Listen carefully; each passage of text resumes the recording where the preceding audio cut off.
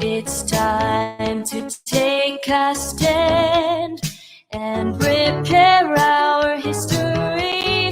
Thomas Sowell has shown us the way. It's time to start winning reality. We've been divided for far too long. It's time to come together and be strong. We can learn from our mistakes and make a brighter future for everyone. We have the power to make a change. All it takes is courage and faith. So let's stand up for what's right and make history together. Hello and welcome to Repairing History. I'm your host, Winning Reality. How's everybody doing this evening? Daisy, welcome, Daisy. How you doing? Talking trash and truth. Thank you guys for being here. And hey, Steel Stargazer, so glad to see you here. Thank you guys for being here. Let's get some folks in here tonight because this is going to be a great show, very educational, as I promised you. I don't know if it was Wednesday or if it was last week. I think it was last Repairing History that I would do a deep dive on the Jim Crow laws and the origins of that because it had come up and we just needed to understand that better, right? We need to deep dive and see what all the omitted history of this had to say. And I've got a great collection of content for you tonight. And oh yeah, thank you so much. Yeah, this is going to be great, Steele. This is going to be great. I promise you. And we're going to go on a ride. We're going to go on a ride. We're going to go right through history. We're going to go back to the beginning, and then we're going to come to the present, and then we're going to end with a laugh. I'm telling you, you're going to be laughing out loud at the end of this. I know it doesn't seem like a kind of topic that you can really have a laugh at, but the modern version of this is quite humorous, and we got a couple of guys who know just how to deliver that. They're gonna do that for us. So. I hope you guys will be here throughout and will tell your friends about it, share it out when you can everywhere.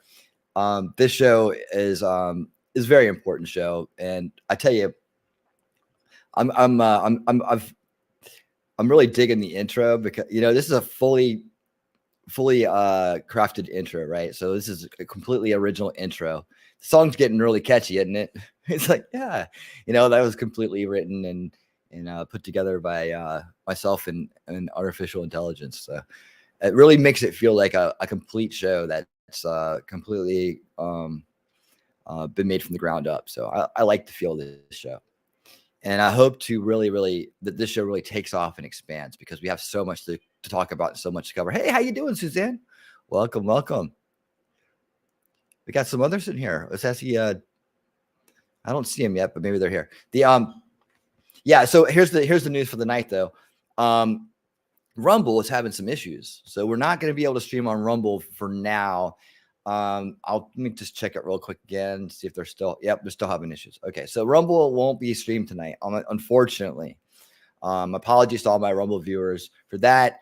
You will be getting the replay. I hope you do watch it. I know the replays aren't as popular over there as the live stuff, but this is a very important episode because it's going to lay a lot of foundation for us and help us understand the topic better as we head into even earlier history and we head into the slavery era and the slave trades and so on like that. And I'll call always looking at both the past and the present and comparing notes. So I hope you guys enjoy it, and I hope you'll tell your friends about it, and I hope that you'll be here every week to take this journey with us because we are getting smarter every week. We are learning more, and our knowledge we can pass along to others. We can teach the young, right? And this is what this part of solution culture is all about. It's about understanding our history so that we can better know how to craft our future. Because right now, as we can see around us, the people that are trying to craft our future have rewritten our past, and we need to correct that.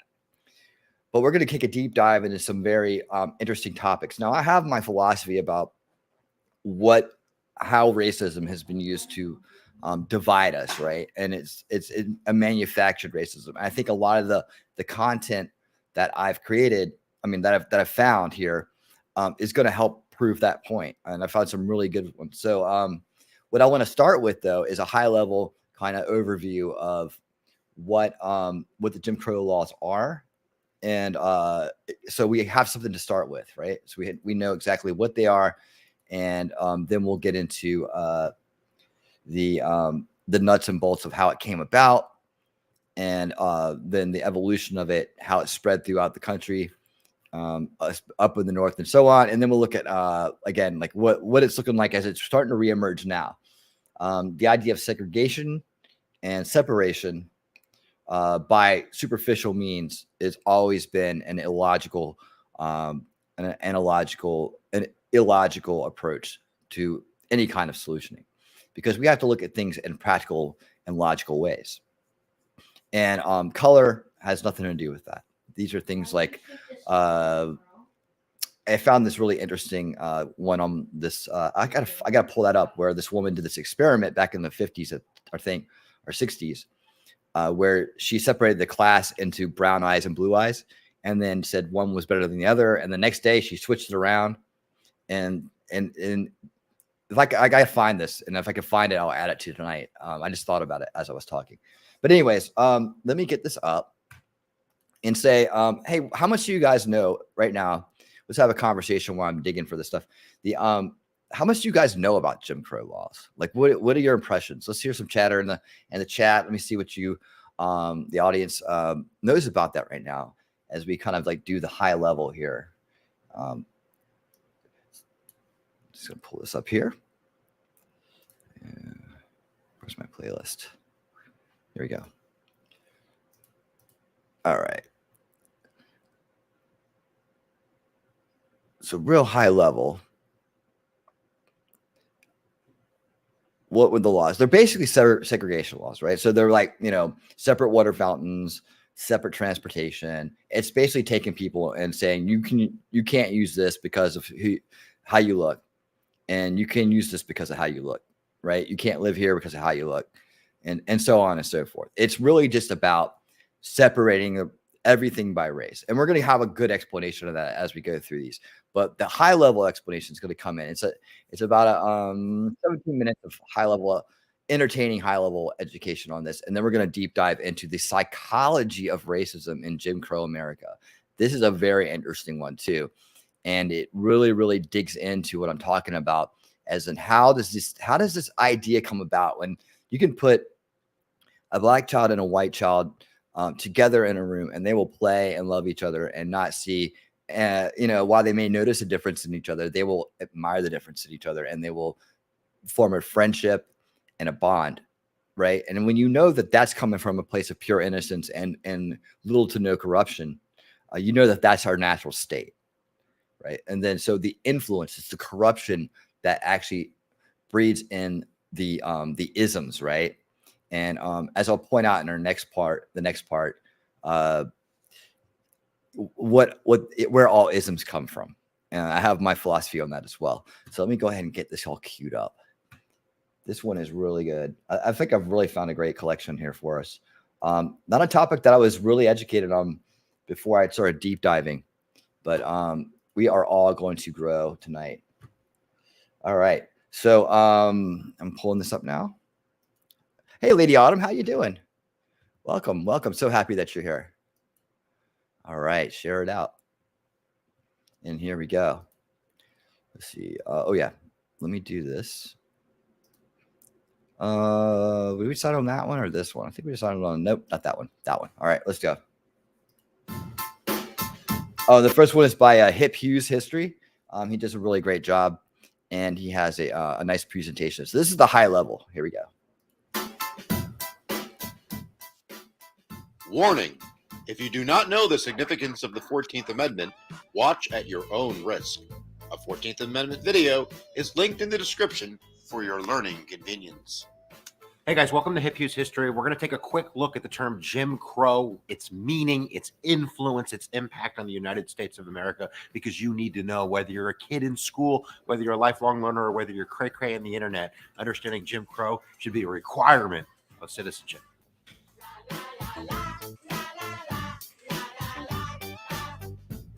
So let's talk a little bit about the origin of the word Jim Crow before we go into kind of the concept of de jure and de facto segregation. Jump Jim Crow was an old song and dance routine that originated in 1828, which was written by a white comedian by the name of T.D. Daddy Rice, who would perform in blackface, basically to make fun of slaves. Wheel about and turn about and do just. Now, I think everybody out here, this disclaimer, I'm not going to see any shocking images, but you will see a lot of images of past, very past kind of like racist things. So if that is a trigger for you, which I don't think anybody in my audience would be triggered by this, but I'm just going to put it out there anyways. Just FYI, be on your guard. But yeah, this is just historical footage, so nothing really shocking here. So every time I wheel about, I jump Jim Crow. The term Jim itself is short for Jimmy, like I'm going to Jimmy a lock, and that was a crowbar. So a crowbar in the 1800s was sometimes called a Jim or a Jimmy. And then, of course, crow itself was used as a term for blacks as early as the 1700s. In terms of jump Jim Crow, farmers used to feed their crows corn-soaked whiskey. Then the crows would get drunk and kind of dance around, not being able to fly as the farmers, kind of beat the crows to death. So there's multiple meanings behind the term Jim Crow. They all refer in a negative connotation to slaves and to freedmen, to blacks. And now we're going to turn that term Jim Crow into a system of racial oppression.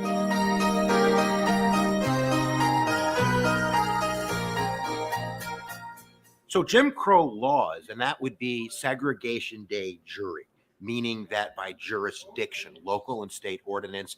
And we're also going to talk about federal ordinances, which mandate by law segregation. Now, early on, right after the Civil War, that's where we're going to start in 1865, we still had those. And just a reminder, please smash that like button, help us get in the algorithm, and so that more people can learn this material and help us repair history.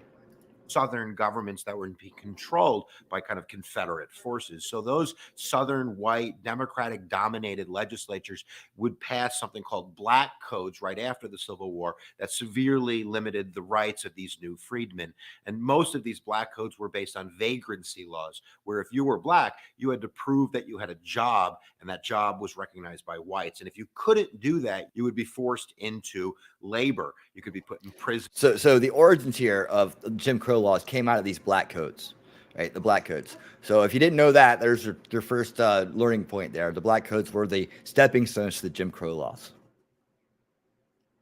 And then kind of, leased out to people in order to do jobs. So many historians have called black code slavery by another name. But that's going to change during Reconstruction, because starting in 1867, the Republican-dominated Congress is going to basically mandate, through the enforcement of the 13th and 14th and 15th Amendment, the military occupation of the South. This is the period of history from basically 1867 to 1877, about a decade, called Reconstruction. And during Reconstruction, the black codes were eliminated. And for the most part, African Americans were allowed to vote. And you did. So how many people know about Reconstruction and remember that from school? Just go ahead and put a yes or no or something in the chat, and I'll pick up on it and talk to you about it. But the Reconstruction era kind of gets glazed over, doesn't it? It kind of gets like a quick pass. I think it's very interesting, and also it explains a lot when you know this, because at this point, like he's saying, blacks could vote, and there was a lot of really integration in that time. It wasn't, there was no such thing as really segregation into any points. Maybe people stuck to their own a little bit, but they a lot came out of this, as we're going to learn tonight. A lot of good things came out of this, like jazz music, for instance, like the evolution of music came out of that a little bit of an era, and it's pretty wild, man. It's pretty wild. Did have African Americans that were elected to high office. You had governors. There was a African American senator. There were African American state legislators. Yeah, they held office. Blacks were allowed to hold offices and all kinds of things. So how do we go from a place of progress to going backwards in time, right? Something has to happen to make that happen because things were going pretty good, at the time. But what made this change? Oops, sorry. What made this change? It's going to be very interesting to find this out. So it was kind of working, but of course, it's all being held together by military occupation. And then there was an incident in Louisiana in 1873 called the Colfax Massacre. And this is really kind of the Southern Democratic forces trying to coalesce around groups in order to take back what they see as their rightful place as leaders. There you go, carpetbaggers, right on the sign, right? Of these Southern governments. And in Louisiana, at the Colfax Massacre in 1873, there was a group called the White League. And this White League, unlike the Klan, which was kind of a terrorist under the ground organization, the White Leagues and the Red Shirts, groups throughout the South, were open about their, opposition to African American rights and their wanting of power. So at Colfax, this White League basically attacked a courthouse that was being held by Republican forces. And we basically have a mini civil war at Colfax. We ended up having about 150 African Americans that were murdered, maybe more. We're not really sure about mass graves and people that were thrown into the river and such. But that culminated in a federal trial with the conviction of some of those people who did that based on the 1870 Enforcement Act, saying that Congress is going to have the ability to prosecute people that are violating the rights of freedmen. In 1876, the Supreme Court comes out with a decision called United States versus Cruikshank, where they basically kind of take the teeth out of the Enforcement Act by saying that because this White League was not a government group, but a private organization, the Enforcement Act didn't hold, that private groups could discriminate. You had to get them a different way. You probably had to use state and local courts, which weren't going to work back then. So that's kind of a breakdown of federal control over the Southern governments and the rise of what's going to become Jim Crow. And then really it all falls apart in the election of 1876. You can watch, there's a video on the Compromise of 1877. You can click down in the description below to watch that. But basically there is a deal in the presidential election where the Southern Democrats kind of give their votes to the Republicans in Rutherford b. Hayes. Samuel Tilden, the Democrat, lost, even though he was from New York. That's another story. But the sticking point, the compromise, the sellout is going to be the end of military occupation in the South by Reconstruction forces, that they're going to be able to own their governments again. And this is really the beginning of the birth of Jim Crow and segregation de jure down South. So let's take a look at some of the specifics of what Jim Crow laws we're talking about and how they're going to affect freedmen, African Americans in the South as they seek to claim the mantle of the American dream.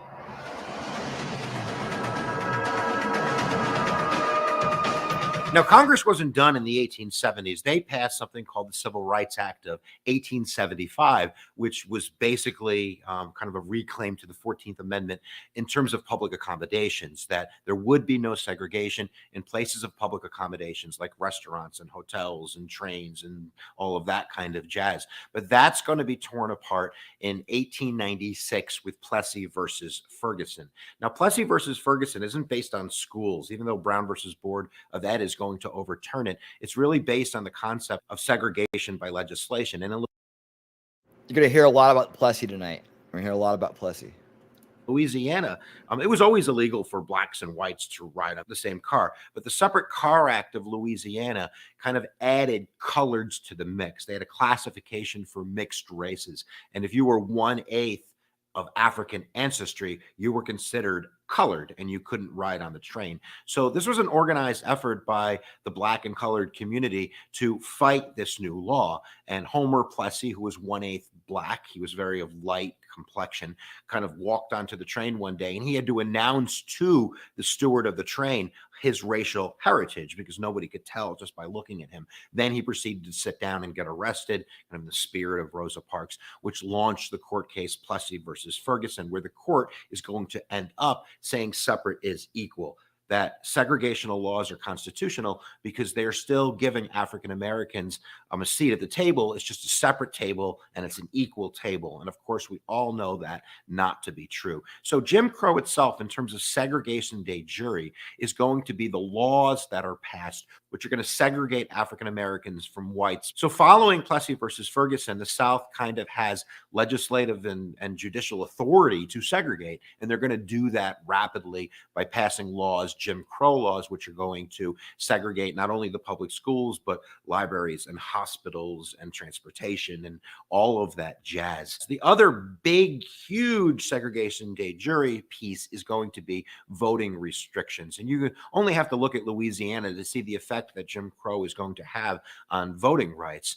We talked about this before. Louisiana had African-American representation. They were being elected to high office, all the way up through the 1870s. By 1900, there's only a couple hundred African-Americans that are registered to vote. Only 0.5 of the African-American population had registered to vote that could vote. And in fact, So yeah, you take a look at that, right? Things are going in a good direction and all of a sudden dip, right? There has to be outside influence on that. That's not a social phenomenon, right? There's some outside influences that start to fester and grow. in North Carolina, it was zero. No African Americans registered to vote. How did they do this? They did this by passing a series of poll taxes, meaning that you had to pay to vote. And that got a huge majority of the African American population from being able to vote because they simply couldn't afford it. Pass legislation for the taxes. Starting to see the picture? Starting to come together for you? Yeah. And then they had literacy and comprehension tests where you had to put, pen to paper and prove that you were smart enough to vote. Now, you might ask, well, there were certainly a lot of poor whites that couldn't read and write. So how did they get away with it? They had something called grandfather clauses, where if you could prove your ancestry and your grandfather voted, that you were allowed to vote. And of course, African Americans don't have that luxury because of slavery. So that's how they did it.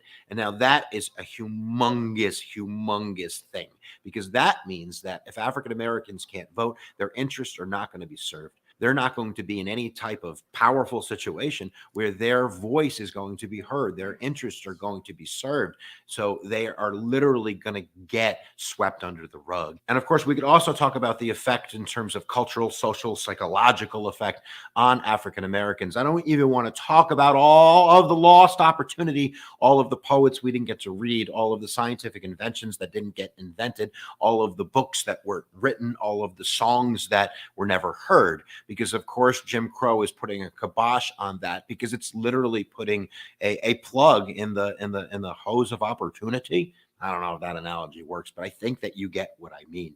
Now, it's not just state and local. That's the majority of it. And we're not even talking about segregation de facto, just segregation by custom. And of course, in the South, this means, calling everybody sir, crossing the road if a white person is coming at you. There were even customs where if you pulled up to a stop sign, you had to let the white guy go, even if he got to the stop sign after you. I kid you not. And this is, of course, not just regulated to the southern hemisphere of the United States. We have segregation de facto in the North. We have banking policies and housing policies and all kinds of different private customs, which are going to put African Americans in a different category in the North as well. But of course, it's more widespread in the South. We also have federal Jim Crow, federal, segregation. Yeah, and when we get into the psychology and the next piece, you're going to start to see why, right? We're going to start to dig into the why here. And we're going to put the blame squarely on maybe one of the most racist presidents, a Democrat by the name of Woodrow Wilson. Even though Woodrow Wilson was the head of Princeton in New Jersey, and people tend to think of him as a progressive, he may have Jersey been a progressive in some respects, but he was born down in Virginia, before the Civil War. So he's the first Southerner to be elected to the presidency of the United States since the Civil War. And one of his first things that he's going to do, he's going to segregate the federal workplace. He's going to segregate the Army. In fact, if you were applying for a position in the Wilson administration, you had to send a photo just to make sure you were of the right, skin color. So Wilson and the Democrats are just as guilty as the Democrats in the South on a state and local level of kind of making this happen. happen.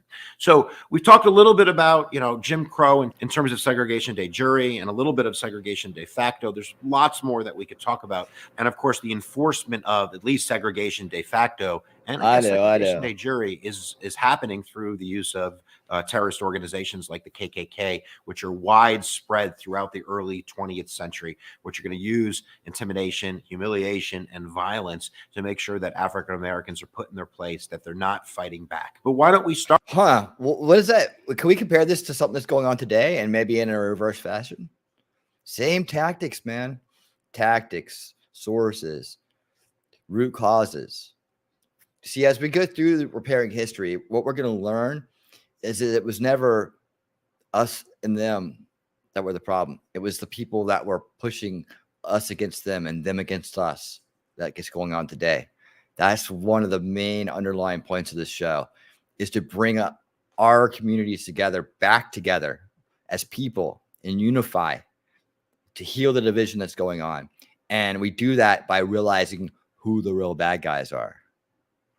Start talking about kind of the slow road to the end of this, century Jim Crow system of racial oppression.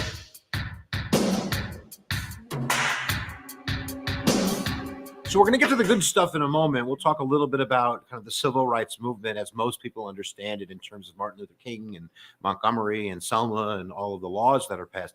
But one of the earlier origins of the fight against Jim Crow and segregation occurs on the federal level. And there was an incident in 1946 called the blinding of Isaac Woodward Jr., where a member of the armed services, an African-American, Isaac Woodward, who had just been honorably discharged, literally a few hours later, had an incident with the sheriff department where he was beaten to a bloody pulp, where he was basically blinded. And that caught the attention of the nation. And there were popular songs written about it. Woody Guthrie, one of my favorite musical peeps, wrote a song called The Blinding of Isaac Woodward. This caught the attention of the Truman administration, who forcefully went after the guys who did this, one of the sheriffs in the sheriff's department, the local police.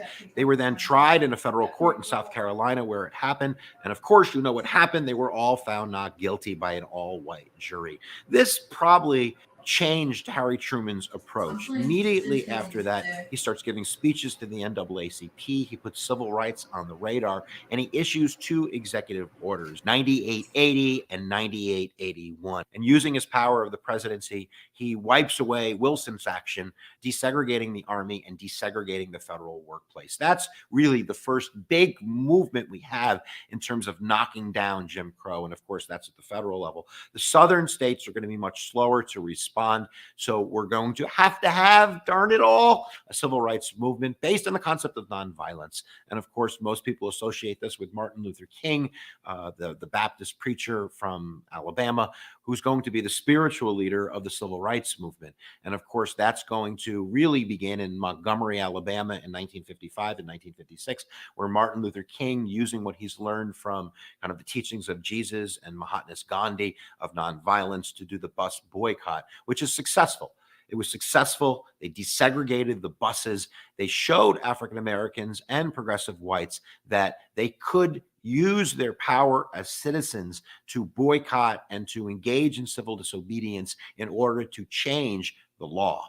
So that's eventually going to lead, of course, we all know about the I Have a Dream speech in Washington in 1963. There's lots I'm skipping, guys, by the way, but that's going to result in the 1964 Civil Rights Act, the Hey, we got 23 people here. Awesome. Thank you so much for being here. If you're enjoying the content, please give me a like. That really helps the algorithm and helps us get more people in here to repair history together. And if you're new, thank you so much for being here. And if you're enjoying the content, I have a lot of different shows that I got 5 net right now that are all kind of like on this base idea of solution culture. And I got a gaming show too. That's pretty fun. That's a Rumble exclusive. But if you're enjoying it, please, consider subscribing, man. I'd love to have you around, and I'd love to spend more time with you and go over some really great content and take this journey together. So if you're out there, hey, join the winner's circle, man. Come on in. 1965 Voting Rights Act, court cases like the 1967 Loving versus Virginia court case, which is going to legalize interracial marriage throughout the South. And we're going to slowly start chipping away at Jim Crow through federal action and through Supreme Court decisions, not to mention the biggest one that I skipped, which is the reversal of Plessy versus Ferguson, the 1954 court case, Brown versus Board of Education, where the court is going to rule down that separate is inherently unequal, which is going to begin the process of desegregating schools throughout the South, not private institutions. That's going to happen through federal legislation, kind of a repeat of the Civil Rights Act of 1875 and the Civil Rights Act of 1964, which is going to use the Interstate Commerce Clause to kind of broaden the scope of ending segregation. So it's including public accommodations, hotels, restaurants, and such like that. That's going to be challenged in the heart of Atlanta Motel versus United States, where the court is going to upheld the Civil Rights Act of 1964,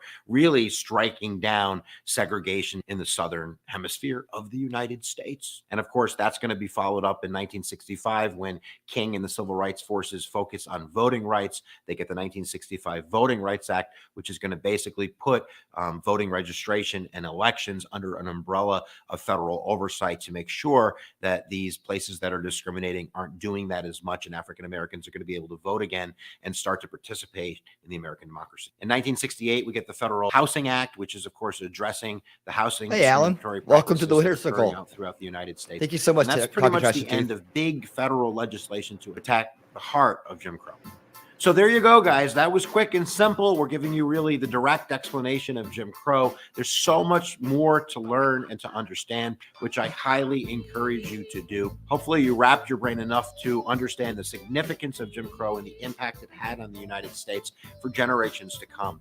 So there you go, guys. Giddy up for the learning. We hope that your brain is a little bit bigger than when you started before. And we certainly hope that you understand the scope and impact of the system of racism known as Jim Crow on the history and the development of the United States of America. So I'm going to say it because I always say it. Remember it because it's true. Where your attention goes, your energy flows. We'll see you guys next time. That is so true. All right. Thank you so much for that, Huey Lewis. Dude, that is so true. The last thing you said, where your attention goes, your energy flows. That's like universal law level stuff. We're going to be doing that kind of stuff on my show Unveiling Reality, which is on Wednesdays at 9 p.m. That's really key. I like that guy. He's really cool. And I thought that was a great explanation. It was a lot of fun to watch. And I hope you guys will stick around for the next part, because this is a deep dive part. This is the part we're going to go into the psychology of racism. And it's important to understand this because you need to understand how that psychology is been used on you and the people around you. And when we understand that, we can actually put up a defense against it. But until we see it, it's a veiled threat. It's a veiled threat. So we can't see that. We can't see it, but we can feel that the impact of it, right? It's something that can hurt us that we can't put our fingers on. So put our hands on. So we cover a lot of that on Unveiling Reality as well, about the mind control of media and information, and how to form a defense against it, right? And recognize it, and what impact it has on the bigger picture in our society. And understanding all of this helps us form real solutions, actionable things that we can do every day to start to remove the enablement of corruption, remove the enablement of the corrupt powerful, right? We take that enablement away, they can no longer operate. You don't have to necessarily go head on at them, right? You just have to remove the enablement and unrig the game. You can see all that's built into what we're doing here on Winning Reality. All right. So let me get the next one queued up. How did you guys enjoy that? Let me know what you thought. If you enjoyed that, give me a thumbs up on the video and in the comments. Let me go ahead and get the next one queued up. I thought it was very interesting. It was a great high level. Now, the psychology of it, right, is going to dig more deeper into the root cause, right? And we're going to start to see how that thing that happened that changed everything, right? It started coming out of nowhere and changing people's minds about race relations and society, like introducing these ideas of Jim Crow and segregation, where that comes from. And I'm telling you, this next one is going to blow your mind. I'm so happy that I came across it, because it really does go into the meat of what I've been theorizing for a long time and understanding as the only possibility for this. and how that actually was able to be accomplished. Now, there is a young man in the chat here. I see. Hold on. Let me stop this real quick. Okay. There's a young man in the chat here who I started to have a discussion with at one time offline here, not just on screen. And it kind of got derailed. Unfortunately, we never got to finish this conversation. I will say that to that young man, I believe he's right here. Yes, there he is. That watch closely on this one, because I believe it'll articulate my point about that. And hopefully you'll get where I was coming from in that conversation, even though I never had a chance to make that clear. So let's go ahead and roll this one on up. And this is a very good deep dive. This guy does a lot of research. He did the Holocaust as well as other things.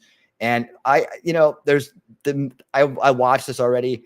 It's minimal. It's the language is stuff that we hear all the time. Just you could go to a Griff stream and hear it. But the or at least read it in the chat. The violent scenes, they're not as bad as the ones we saw. Not even close to being as bad as the ones we saw last week. And again, I apologize. I didn't remember those were there. And that video actually got hung up, and it hasn't been published. I had to put a ticket in with YouTube to get it back out there. But I'm going to go through. I'm going to blur those parts out. I just need time to do it. If you didn't see Division by Ideological Subversion, it talks about it's a very important video. I mean, it's very important to understanding where the kind of things we're seeing today and where they come from, and the system that corrupts people every day. Hey, Madcore, how you doing? Thank you so much for being here, buddy. I appreciate it. I do a show called Winning Games, and quite often Madcore is there with me winning games. So we're doing Far Cry 5. It's a lot of fun. In fact, we need to get back on that, buddy. We need to get back on that. I'm itching to play. I don't know about you, but I'm itching to play. So let's do it. Let's do it. Maybe even tonight, if he's available. He's gonna help me get the Streamlabs version of that going, and that's a Rumble exclusive, by the way. So make sure you go over to Rumble and give me a follow over there. But let's go ahead and roll this one on out. This is called The Psychology of Racism in Jim Crow America. Here we go. April 1899, 24-year-old Black American Sam Host asked his employer, Alfred Cranford in Georgia, if he could have some time off work and an advance in payment to visit his sick mother. The two men ended up arguing, and Cranford drew his pistol and threatened to kill Hose, who retaliated by flinging his axe, hitting Cranford in the head and killing him. That's instantly. Awesome. Thank you, Suzanne. Hose fled. The following day, newspapers ran the story. Some reported that Hose had also sexually assaulted Cranford's wife and even tried to murder their baby. The Atlanta Constitution informed its readers that when Hose is caught, he will be either lynched and his body riddled with bullets, or... Take a look at this right here. This is a newspaper saying this, right? The Atlanta Constitution, and it's called the Atlanta Journal-Constitution today. It's still a trash rag. All right, I have to live in this town and see it. It's a trash rag.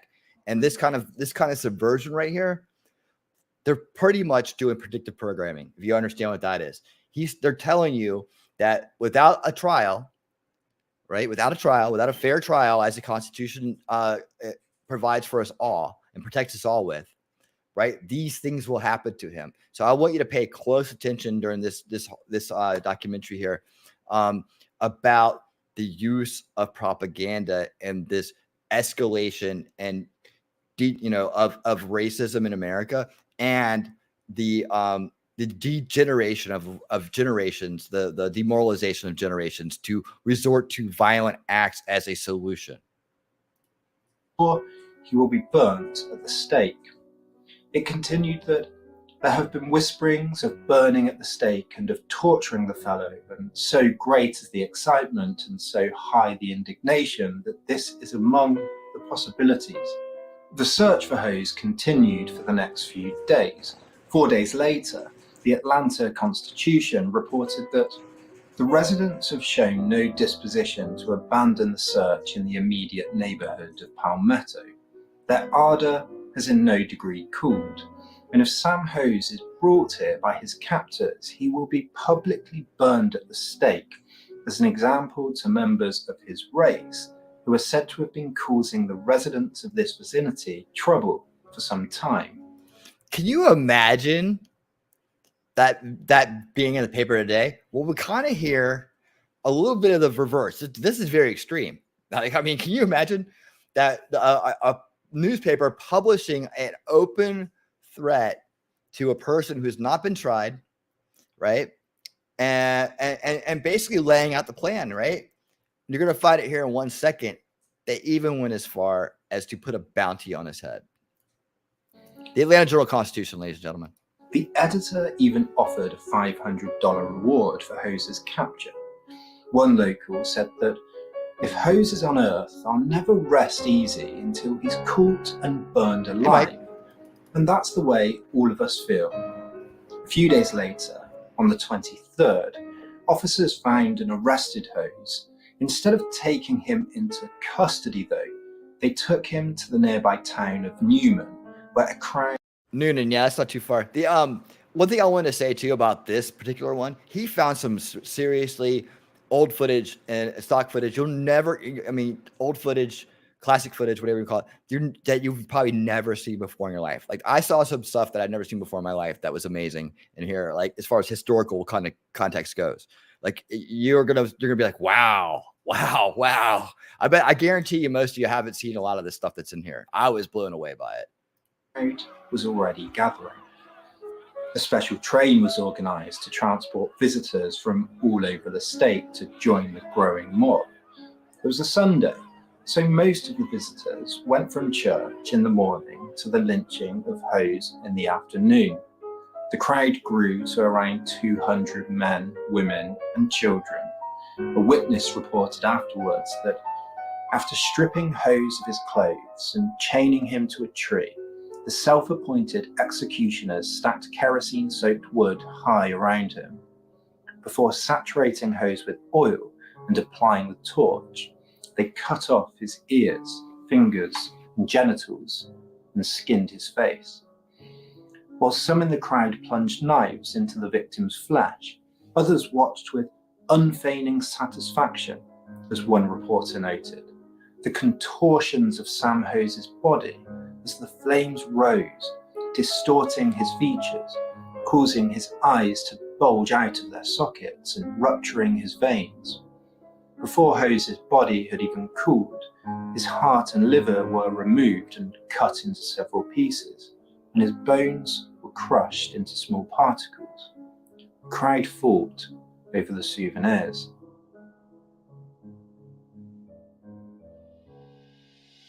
What caused such pride in violence? Between 1889 and 1930, there were around 3,700 known lynchings in the US. The perpetrators ranged from single people to small mobs to huge crowds of around 15,000. The reasons given were broad. While most victims were accused of murder or rape, many were lynched simply for being rude, for arguing, for taking the wrong job or having the wrong beliefs. In 1935, for example, a mob lynched Reuben Stacy for frightening a white woman. In the days following his death, people from across the state traveled to see Stacy's body. One photo, this one, shows a young girl not looking traumatized or afraid, but excited. And when an anti-lynching advocate was traveling to visit the site of a lynching, he came across 3 children walking to school near the site. They asked him if he was going to the place where the had been killed. They then described the scene, in his words, animatedly, almost as joyously as though the memory were of a Christmas morning or of the circus, talking about the fun they'd had burning the... Like during the Holocaust, as I explored in a previous video, these were ordinary men, women, and often children. And as in my exploration of the psychology of the perpetrators of the Holocaust, I want to try and understand the factors that led both to the violence of lynchings, but also ask how ordinary Americans justified their racism more broadly. In doing so, the purpose is to search for a kind of moral and cultural vaccine, an inoculation that learns from some of the worst events in the past to try to understand how we can recognize the warning signs in the present and guide us towards some kind of better future. Hold on 1 second. What is this? What's this? Hold on. What's this? What's this? Robin Cheney made a tribute video to Madcore Mofo. I gotta see that. Someone please send me a link in Discord. I have to see the. I hope it's like very sensitive. All right, let's go. Okay, yeah, that's hilarious. I think it was so funny. I lost my train of thought just thinking about that. All right, here we go. First, a quick history.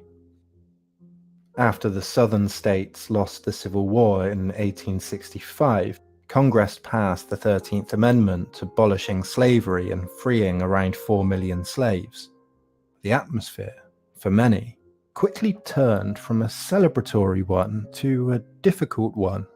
The economics of the cotton fields, the culture of racism, and the complexity of politics all, of course, persisted. The southern states quickly passed a series of black codes aimed at controlling and oppressing the newly freed slaves. Groups like the Ku Klux Klan, the White Brotherhood, the Palefaces, the Invisible Empire, the Knights of White Camellia, and the Constitutional Union Guard quickly formed to agitate for a return to the past, to frightening newly freed slaves into submission, and to unify. Groups forming to agitate. Seems to be another repeat of history, right? The South and perpetuate white supremacy. In his 1867 State of the Union address, President Andrew Jackson said that it must be acknowledged that in the progress of nations, Negroes have shown less capacity for government than any other race of people. No independent government of any form has ever been successful in their hands. On the contrary, wherever they have been left to their own devices, they have shown a constant tendency to relapse into barbarism. The lynching. So think about this. A lot of people at this time hadn't even had that much experience with blacks, right? They hadn't even had that because, the 4 million slaves that were freed were owned by the 1%, the very wealthy. Like it wasn't like there was a slave in every house or something. We all know that by now, right? We've cleared that up. But, so when you see this type of propaganda, it's seeding an impression. And we talk about this on Unveiling Reality, about how the mind works. The human brain OS is based on images. And you could take an image, and we learned this in how the Marxist agenda works, like how they craft their subversion, right? You can take an image of someone who's in good standing, and then you just keep repeatedly comparing them to one that is an archetype of evil, right? So Trump, Nazi, Trump, Hitler, right? And they do that every day, over and over again, right? Through media, right? And eventually you see the reaction. We all saw what happened, right? We all saw how it went down, right? This is the same thing. It's the same technique being used. And that's kind of my point about where all this comes from, that it's been manufactured. The aggression has been manufactured. The violence has been manufactured. You're gonna see later that you're gonna see the low level money going into getting people to these lynchings and to making people show up to these trials, to stirring them up and agitating them. It's all been this plan. And my theory has always been that it was the old slave owners that were pissed. The old 1% going, you took away my money, you took away my free labor. So now I'm going to get it. I'm going to turn y'all against each other, right? Era, which peaked in the 5 decades between 1880 and 1930, saw thousands of African Americans lynched in the southern states. Many of the participants in lynch mobs were ordinary men and women who, if asked, would likely, and often did, say that it was the only way to protect against black aggression and to defend the natural God-given racial order of the world. John T. Brown, keeper of Georgia Penitentiary, said in 1876 that the only difference existing between coloured convicts and the coloured people at large consists in the fact that the former have been caught in the commission of a crime, tried and convicted, while the latter have not. The entire race is destitute of character. In 1906, the Atlanta Journal warned that the black man is growing more bumptious on the street, more impudent in his dealings with white men, and then, when he cannot achieve social equality as he wishes, with the instinct of the barbarian to destroy what he cannot attain to, he lies in wait, as that dastardly brute did yesterday near this city, and assaults the fair young girlhood of the South. See, they're just grinding it in. And this is the news and politics side of it. News and politics, right? The entertainment side of this is getting ready to come next. So yeah, this, like I've said, it has to come from somewhere. There has to be a device plan to turn those children who would play together and love each other just the way they are into ones that didn't trust each other and blamed each other and felt victimized by the other. There's always a sinister motive behind these type of things.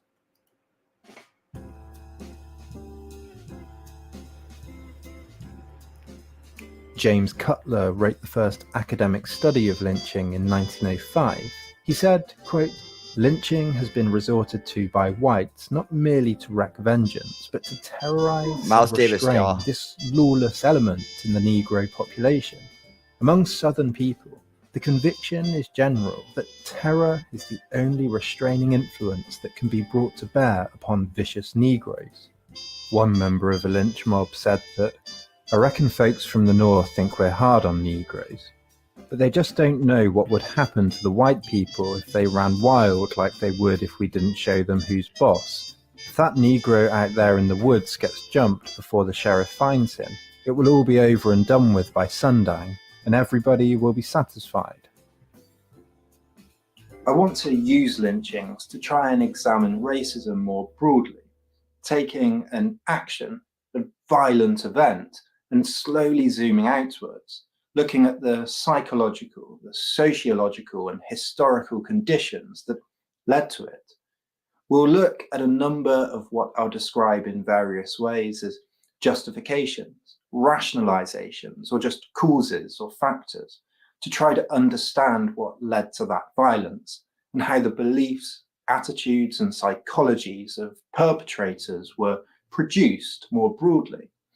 We'll look at propaganda, sexuality, scientific racism, nostalgia, economics, stereotypes. Every And cult has a first, leader. the power of a feeling of defeat and victimhood on behalf of white Southerners.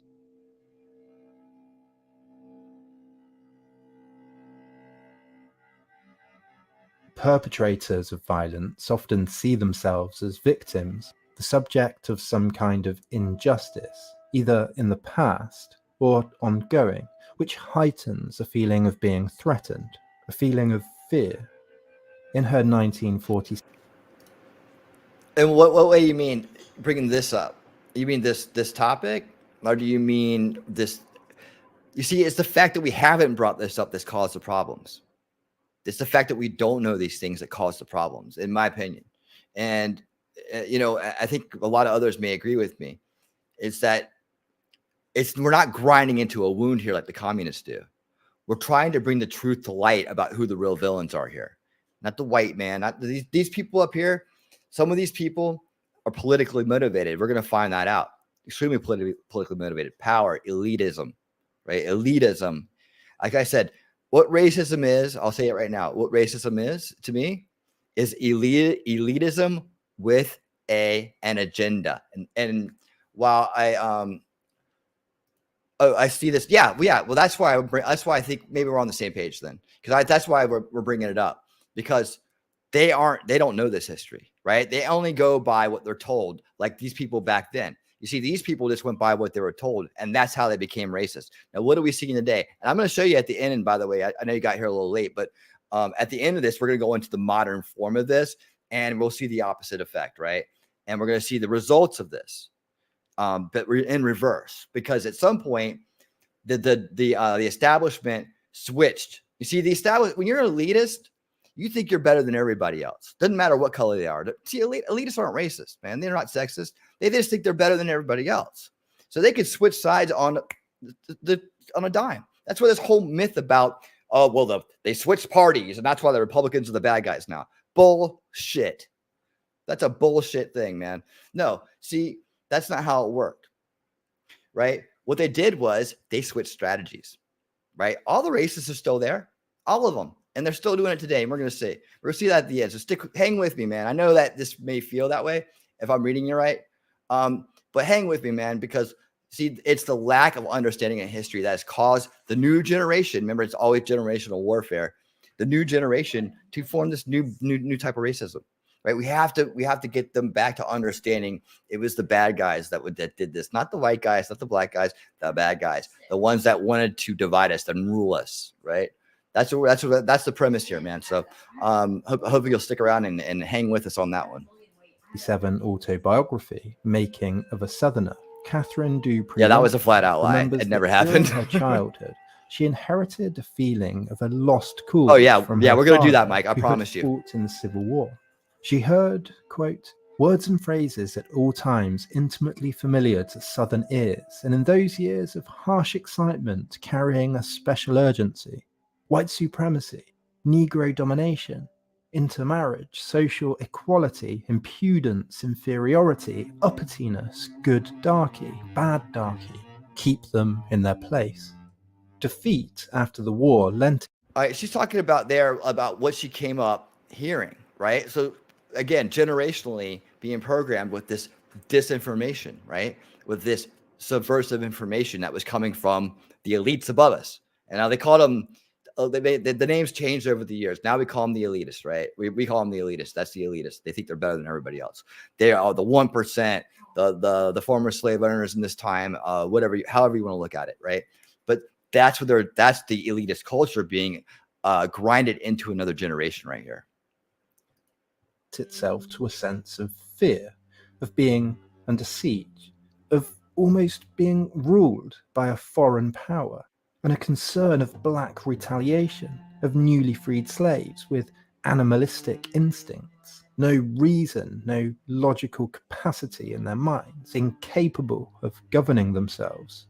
The post-bellum period saw the emergence of a new stereotype: the black brute, monstrous, lustful, and in white and here comes the supremacist imagery, the Senator Ben implanting Tillman's of the words, archetype. a fiend, a wild beast, seeking whom he may devour, filling our penitentiaries and our jails, lurking around to see if some helpless white woman can be. So people ask, thank you. So people ask, like, why is all the movies turning woke these days? Why is like all these movies being changed? Look at the propaganda in this day. Look at what they're doing here, right? They're making this into savage. Now, who's the savage now, right? Today, it's the evil white guy, evil rich white guy, right? Or whatever. It's always that, or the person who maybe they're religious or whatever the archetype they want to throw in there. They're now the bad guys, right? So this is the subversion of a generational subversion. Who's watching this kind of stuff? Adults and children of the time, right? And they see this. And like I said, keep in mind, there's not a lot of interaction going on at this point for the vast majority of the country, right? It's very isolated interactions. So this propaganda is very effective. And you're going to see a lot of imagery. Remember, the mind works on imagery. So when you can implant an image over and over again, eventually the mind adapts it as the truth. That's the way mind control works. Murdered or brutalized. Emancipation had supposedly created a new brutish African American and destroyed the old image of the loyal slave. The children's book Diddy Dumps and Tots declared in the preface that I know whereof I do speak, and it's to tell of the pleasant and happy relations that existed between master and slave. In 1901, George T. Winston wrote that when a knock is heard at the door, the Southern woman shudders with nameless horror. In 1903, William Lee Howard wrote in a medical journal of the sexual madness and an increase in the rape of white women, through which, quote, we see evidence of racial instincts that are about as amenable to ethical culture as is the inherent odor of the race. The problem, he wrote in the journal, was the large size of the black man's penis and the lack of the sensitiveness of the terminal fibers which exists in the Caucasian. The well-known lawyer Thomas Nelson Page wrote that The crime of lynching is not likely to cease until the crime of ravishing and murdering women and children is less frequent than it has been. This scene right here, this movie, we're going to hear about this in a little bit, but this movie right here is called The Birth of a Nation, I believe. This movie right here, it was single-handedly deemed responsible for a mass outbreak of riots that went on. Like, just so this, I recognize the frame and the actor that's in it because I've been researching this now. But yeah, this movie got around, and it literally caused people like giant lynch mobs to form, like out of just watching this movie and the fear invoking it is. Think about how much damage like Jaws did to the beaches, right? Everybody thought as soon as they got in the water, now a giant shark's gonna come eat them. But you gotta understand it's the same psychology that was working, right? It's the same fear that's working. It's the power of media. It's the power that it has to infiltrate your mind. That's why you have to be aware of it so that we can be resistant to it. And that's what's not taught. And I tell you what, in addition to repairing history from a younger age, I also believe in early media studies, like understanding how to see through the media that's coming at you. I taught my son early media studies. He knows before he even watched television or watched anything that was out there, I was explaining this to him. And he became very resistant to it. We didn't watch any commercials ever. If we were watching a sports game, boom, the commercial went off when it came on. Anytime, because I would not let them get in his head until I could explain to him what he was seeing. And I would encourage anyone with young kids, to try this, to do the same when they're raising them, or if you haven't had kids yet, do it this way. It really was effective in keeping them out of my son's head. That's all I can tell you. But I personally did it, and I believe in early media studies. Been of late. The Negro had the same animal instincts in slavery as he exhibits now. The Negro does not generally believe in the virtue of women. It's beyond his comprehension. Popular novels like Thomas Dixon's 1905 The Klansman described African Americans as half child, half animal, the sport of impulse, whim and conceit, a being who, left to his will, roams at night and sleeps in the day. I hope you guys realize that making movies like this, right, and back in these days was very expensive. So who do you think is funding all this? Who's paying for this propaganda? Whose speech knows no word of love, whose passions, once aroused, are as the fury of the tiger. Mississippi Governor James Vardaman said that if it's necessary, every Negro in the state will be lynched. It will be done to maintain white supremacy. That's a So politician, Democrat politician speaking. And the sight of so many freed slaves led to the development of this brute caricature, a feeling of victimhood and fear. This coexisted with a sense of nostalgia for slavery, for the good old days, for the grand houses and the subservient African American, who was grateful and even happy to be in the care of the white man. And these stereotypes also existed alongside others, creating a culture of expectations around how Black Americans should act and how whites should construct their own views and their own place in American society. Propaganda, philosopher Jason Stanley writes, uses the language of virtuous ideals to unite people behind otherwise objectionable ends. For the most part, in the South, propagandistic stereotypes of African Americans were spread through education, children's books, novels, films, and advertising. The stereotypes informed most white Southerners' views of Black Americans. Justifying both racism and lynching was based on a genuine belief in these caricatures. If you believe a stereotype to be true, of course, it's easier to justify unpleasant necessities. A number of themes intersected in the literature, film, advertising, and common attitudes Here we go with this, that right? depicted Black Americans. Frightfulness, laziness, backwardness, unintelligence, being inarticulate, violent, sexually mad, unable to control themselves, and in need of care. The coon stereotype. A lot of band footage right depicted here. African Americans as lazy, the pickaninny as dirty and animalistic, Both suggested that African Americans were incapable of self-government. There ain't nowhere to wash clothes. What you all need is rhythm. What do you all mean, rhythm? I'll show you what I mean. The Mamu, Auntie, Samba. The absurdity of explaining rhythm to a black person is just fucking it's just so absurd, man. They brought rhythm into the, it's like, oh my god, they did so much for music, it's not even funny. Or uncle were depicted as grateful and servile. Hey, They were Graham. often represented with childish features or as easily frightened, unable to understand simple things or to care for themselves. This 1914 cream of wheat advert, for example, depicts the Uncle Tom stereotype, the faithful, aged servant, with a phrase, "Gid up, uncle," that reduces him to an animal, Great points. a beast of burden, at the boy's command. Stereotypes were exaggerations that drew on a variety of ideas in support of white supremacy. In her autobiography, Anne McCarty Braden remembers from her childhood that one of the things a child learns by osmosis, without anyone ever putting it into words, that I was one of the better human beings, more privileged because my people came of a superior stock. In her Elitism. autobiography, Lumpkin remembers the combined feeling of fear and supremacy. She thought that to be ruled by Negroes, the slave ruling over the master, only white supremacy could counter this disaster, injustice, and outrage. Africans, it was taught in church, were descendants of Ham, the biblical son of Noah, the first black man, and Africans were cursed by God for all of time to atone by servitude for Ham's sin of dishonoring his father. Thomas Jefferson, who had owned slaves, wrote that in general, their existence seems to participate more of sensation than reflection.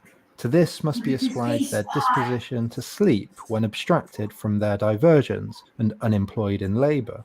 An animal whose body is at rest and who does not reflect must be disposed to sleep, of course. It's not against experience to suppose that different species of the same genus, or varieties of the same species, may possess different qualifications. Surrounded by impoverished, uneducated, and oppressed black Americans, whites didn't find it difficult to believe that they were naturally superior. But that's just the way the world seemed to be. Okay, hold on a second right there. Hold on a second right there. The now you see was this woman sitting here getting served this very elegant tea, right? She got all the nice fine china served on a silver platter, right?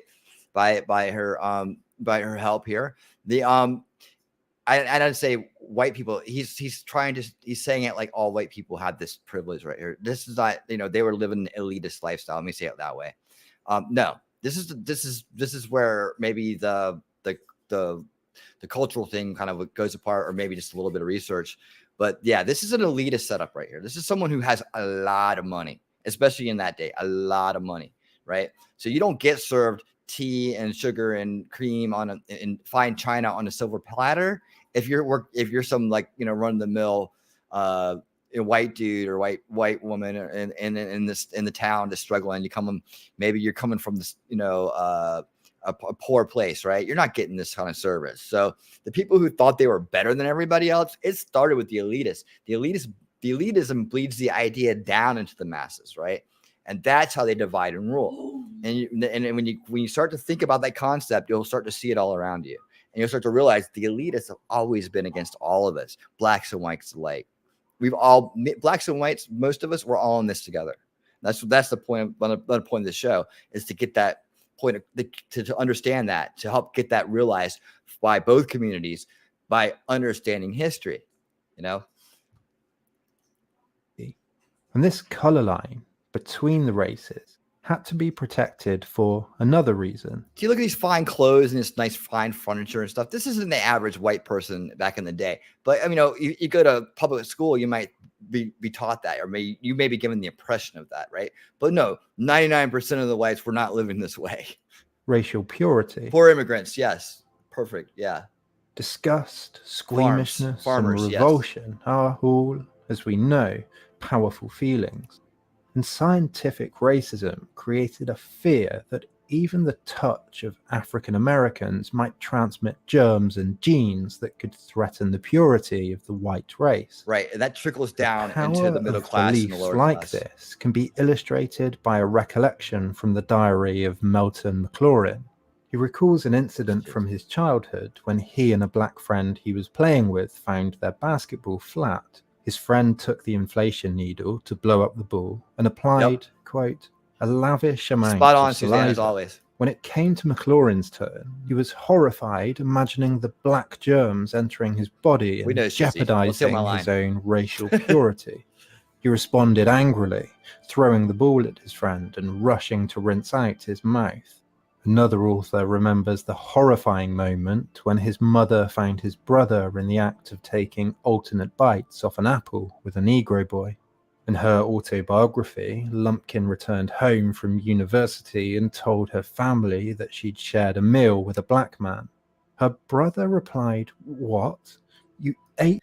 Returned home from university in the day. This isn't like today when everybody went to college. Again, we're talking about the elitists here. I want to point this out. And by the way, Shizzy Wiznut in the chat, how you doing, man? Thank you so much for being here. Happy to see you. By the way, winning Saturday night this week, Shizzy Wiznut will be on.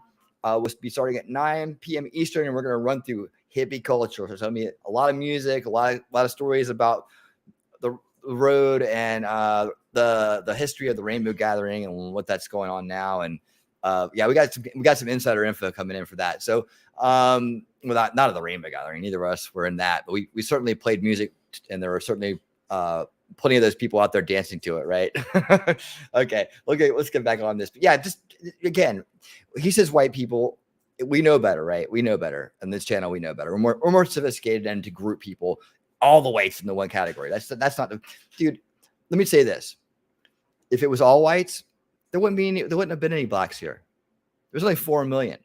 They would have been herded up and either put on a ship and sent off the property, right, for good, or they would have been like they would have been all strung up.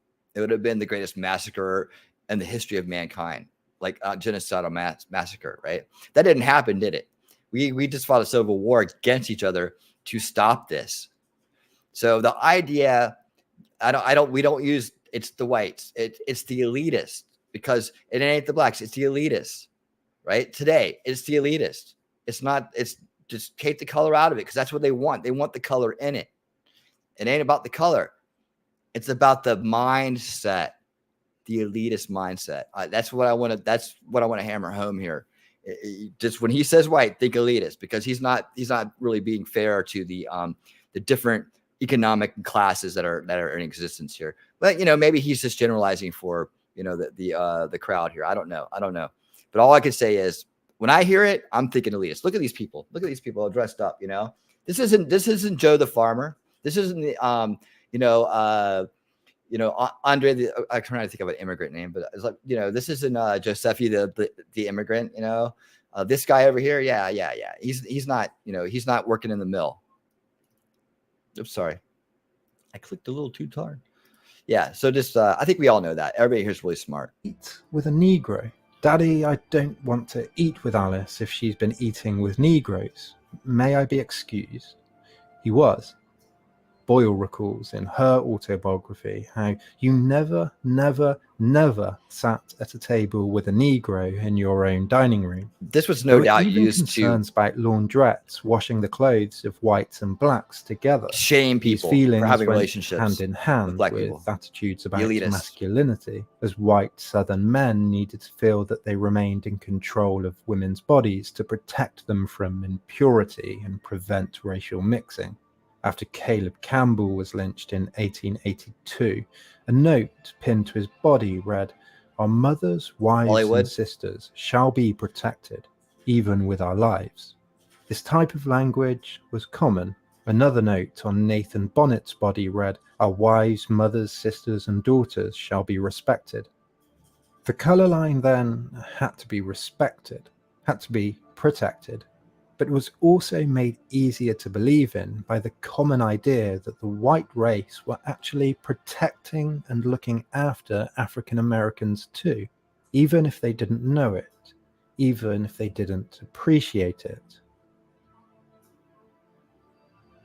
What the scientific racism of the day often led to Or was you the fit in powerful everywhere. belief that African Americans actually needed caring for. Like any other lower animal, negative attitudes could be rationalized as being part of the greater good for society and whites, but African Americans too, a white man's burden. In one pamphlet, the KKK declared Thank you, that Mike. the clans have always considered the problem of the Negro race one worthy of most careful consideration, because the Emancipation Proclamation freed a great band of Negroes who did not know the first thing about caring for themselves, and many of whom did not want to be free. Why do groups like this have parades? Why do they have parades? Marketing, right? They're trying to market their ideas. They're trying to show they're doing the same thing that we saw explained about the Marxists, right? They're trying to give the illusion of widespread support. This is indoctrinated. The ones that are now could very easily just be the ones now that are out there marching, doing, we're here, we're queer, we're taking your kids, right? Like we just saw recently. It's just the same thing we see repeated over and over again. Always that thing coming at us, right?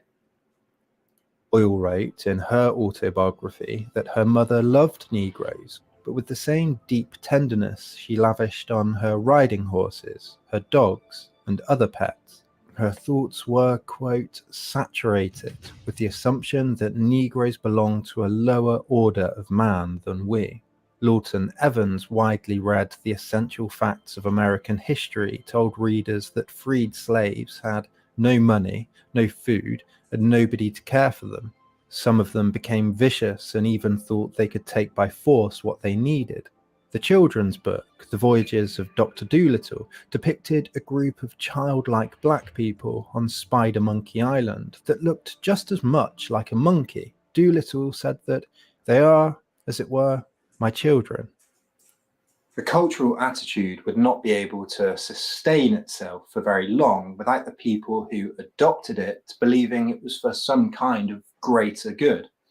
Whites viewed African Americans as figures of fun, of care, of entertainment and comedy too, inducing positive feelings as well as negative ones. Lumpkin remembers a story her father told when he was a member of the KKK, of them tricking an African American into thinking he was being visited by the ghost of a Confederate soldier. We thought it was funny to an extreme, she said. Our shrill young laughter would ring out whenever it was told. And did it scare them? We would ask. One children's book, Little Jermsy Henry, tells of a young black boy's attempt to make some extra money by helping whites. His clumsiness and simple-mindedness undermines his attempts, though. His father, working at the circus, is also reduced to entertaining whites and acting in a similar stereotypical way.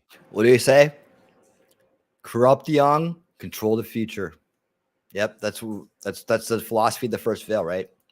The 1921 Sears catalogue, a central pillar of mainstream American culture, had a famous Alabama jigger toy. The description said that it was a realistic dancing Negro who goes through the movements of a lively jig. Very amusing and fascinating. Wind up the spring and start him off. This happy little darky can't keep from dancing. He seems to like it too. Carnivals had games like Dump the and Dip, and games that involved throwing things at or hitting black Americans. And lynchings often had the feel of carnivals, as children took time off school and victims were paraded on carts behind horses. In 1911, the newspaper The Intelligencer reported that one of its staff had gone to see the fun of the lynching of Willis Jackson. Lumpkin recounts her disappointment when she encountered African Americans working in the field. She presumed, from what she'd read, that they would be singing and happy, joking and smiling. She said, I'd thought that they would treat me deferentially, of course, as would be right to the white landowner's daughter. but also outgoingly, responding with hearty pleasure to my little attempts to be friendly. They were polite when I spoke to them, but so reticent, it seemed, so very remote. A yes, ma'am, or a no, ma'am, and nothing else much besides. It's these stereotypes that created a cultural matrix of positive and negative feelings for whites. The varied caricatures meant that the fear, tough love, punishment, and violence towards African Americans were justified in the eyes of white Southerners because of the positive feelings they had of paternalism, humor, entertainment, nostalgia, the good old days, that ultimately sustained a powerful rationalization for oppression and violence. Of course, all of this had to be transferred through generations and codified into a strict system of social rules and cultural norms. Children were socialized through clubs like the Junior KKK and the Children of the Confederacy. The United Daughters of the Confederacy, founded in 1894, wanted to keep alive the sacred principles for which Southern men and boys fought so bravely. By 1905, it had over 100,000 members, and by 1929, it had 22,500 children members. It still exists today. The children salute the Confederate flag and sing Confederate songs. Southern publishing houses started producing new textbooks that taught children to keep the lost cause of the Confederacy alive. Historian Mildred Lewis Rutherford wrote in her textbook that don't say you believe that the South was right, say you know she was right. Another textbook described African Americans as docile, being able to work in the field better than the white man, faithful, black, humble, heathen, and practicing wild African customs. African history for grammar schools described African Americans as ignorant and unfit to govern themselves. Most relied upon, perpetuated, and even created new versions of the stereotypes and caricatures we've seen, creating a sense of nostalgia for the past and describing slavery as good for African Americans. Charles and Mary Beard's 1921 History of the United States said that slavery was no crime. It was an actual benefit to the slaves. The beneficial effects of slavery were proved, they said, by the fact that the slaves were happier, more comfortable, and more intelligent than their ancestors in Africa, and it was believed that they were better off in bondage than they would be if they were free. Another said that the condition of slaves generally was not a hard one. They were well cared for, with good cabins to live in and plenty to eat. All day long they worked in the fields, and at night sang their songs around the fires of the Negro quarters. Textbooks described African Americans as having love and affection for their masters, and as being grateful they were being cared for. And the socialization of white children was also a part of the most violent educational event, the lynching. During one in 1893 in Paris, Texas, the mayor gave the children the day off school so their families could watch and celebrate as a lynch victim was drawn through town on a carnival float pulled by 4 white horses. Another school in 1915 also reported that it was delaying teaching until pupils could get back from viewing the lynched man. Children sometimes assisted women in getting wood for the fires. One report from Waco in 1916 at the lynching of Jesse Washington said that they got a little boy to light the fire. Legally, you could not arrest a little boy. One newspaper reported that they forced a 10-year-old white lad who carried water around the camp to take a large butcher knife and unsex him. We can see in lynchings a whole constellation of cultural attitudes, from entertainment to protecting against impurity to popular justice. But can they help us dig deeper to uncover any other factors and causes that could lead to such gleeful violence?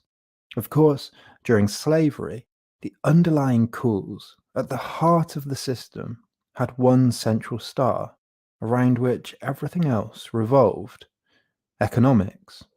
Slaves, ultimately, of course, were profit. In their now classic study, Stuart E. Tolney and E.M. Beck looked at the relationship between lynchings and the economics of the South.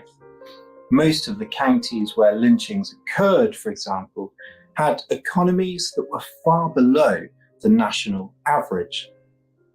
The Southern Commission on the Study of Lynching found that by almost every variable, from tax receipts to bank deposits to profit to automobile ownership, the counties where lynchings happened were far below the national average.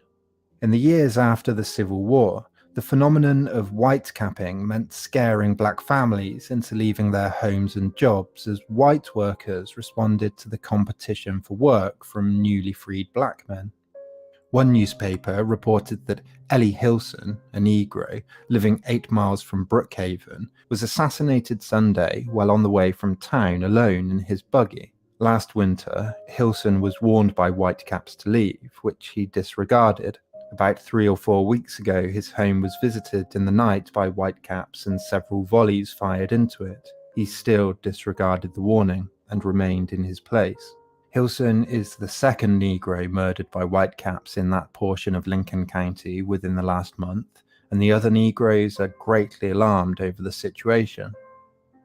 But how do economics have anything to do with lynchings when African Americans were accused of murder or rape, which made up around 82% of the killings?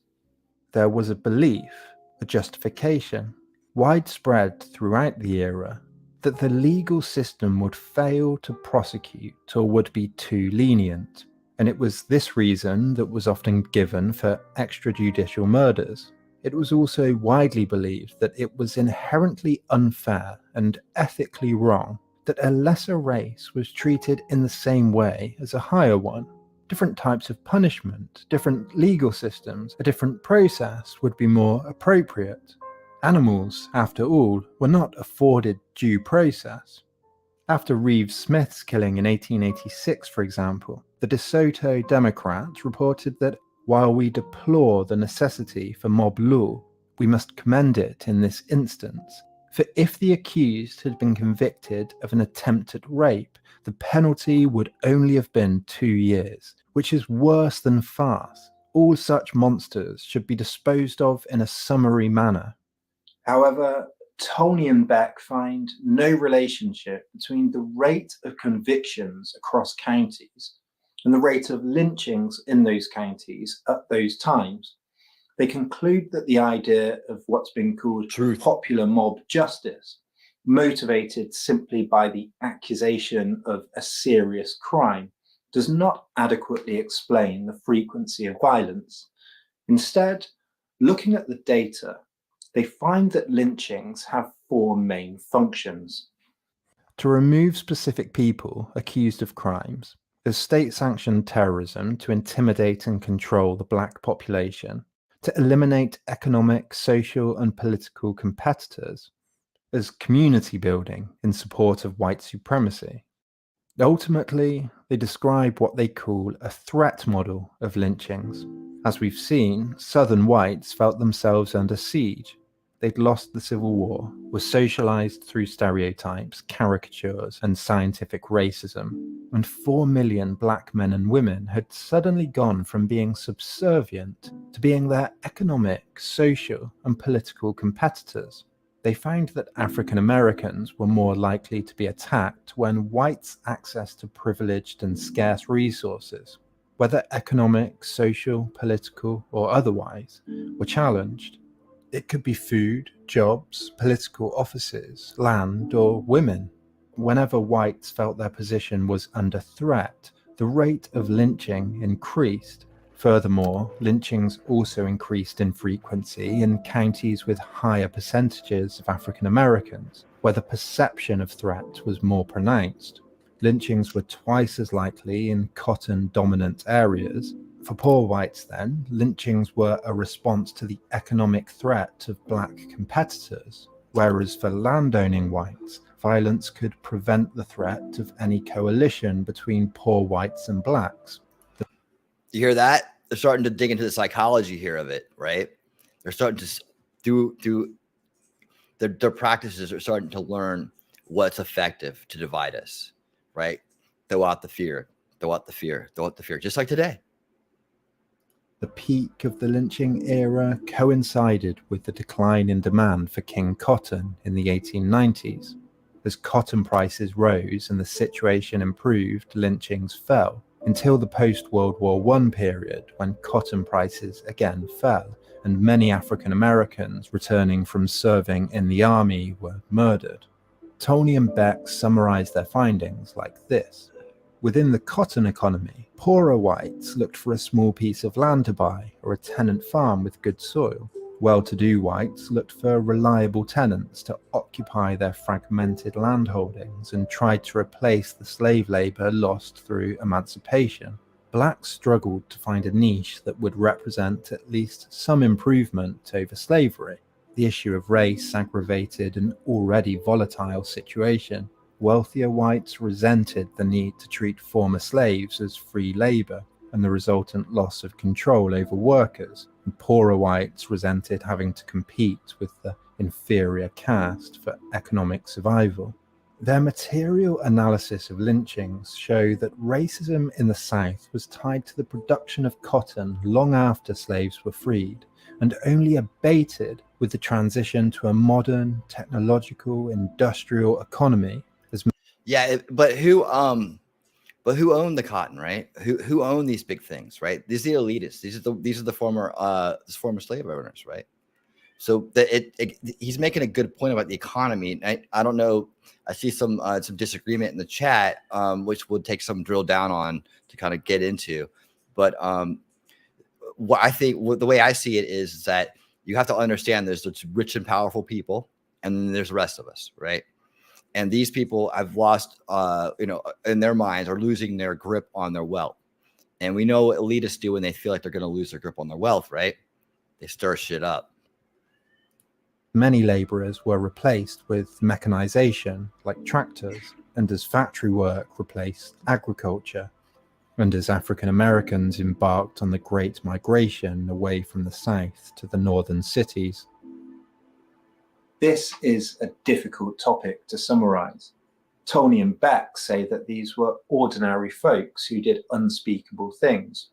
They say, quote, that they were not monsters who temporarily assumed the persona of Southern whites. They were the town barber, the local blacksmith, and even the county sheriff. Clearly, they must have been swept along by very strong social forces to feel justified in committing more than 2,000 atrocities against their black neighbours. How can we, from this historical distance, even begin to understand those strong social forces? Well, as we've seen, they were a sense of victimhood and defeat, of fear, and a culture of caricatures and stereotypes. Psychologist Irvin Stubb has argued that genocide becomes more likely when difficult life conditions frustrate basic human needs. These needs can be the need for security, the feeling of control, the need for a positive identity and social connections, and of course, the need for food, water, and shelter. All of these things created what Tony and Beck describe as the threat model. As the sense of threat of losing these things increases, the likelihood of violence increases too. But these feelings of threat were accompanied by a pervasive culture of scientific racism, of nostalgia, of paternalism, that seemed to lead most to believe that this was something they were doing, ultimately, for the greater good. We've heard that before, haven't we? Just a quick note to say, all right, thank you so much for watching. This is obviously a difficult topic, and a video on a subject like this would not be made without the support of these. There we go. I thought that was very informative and really took a good look at the psychology of it. This is a lot of what I've been saying is that this isn't a natural human thing that we're seeing, right? That all this stuff came out from political motivations and from the elitists down to us. This isn't a natural occurrence.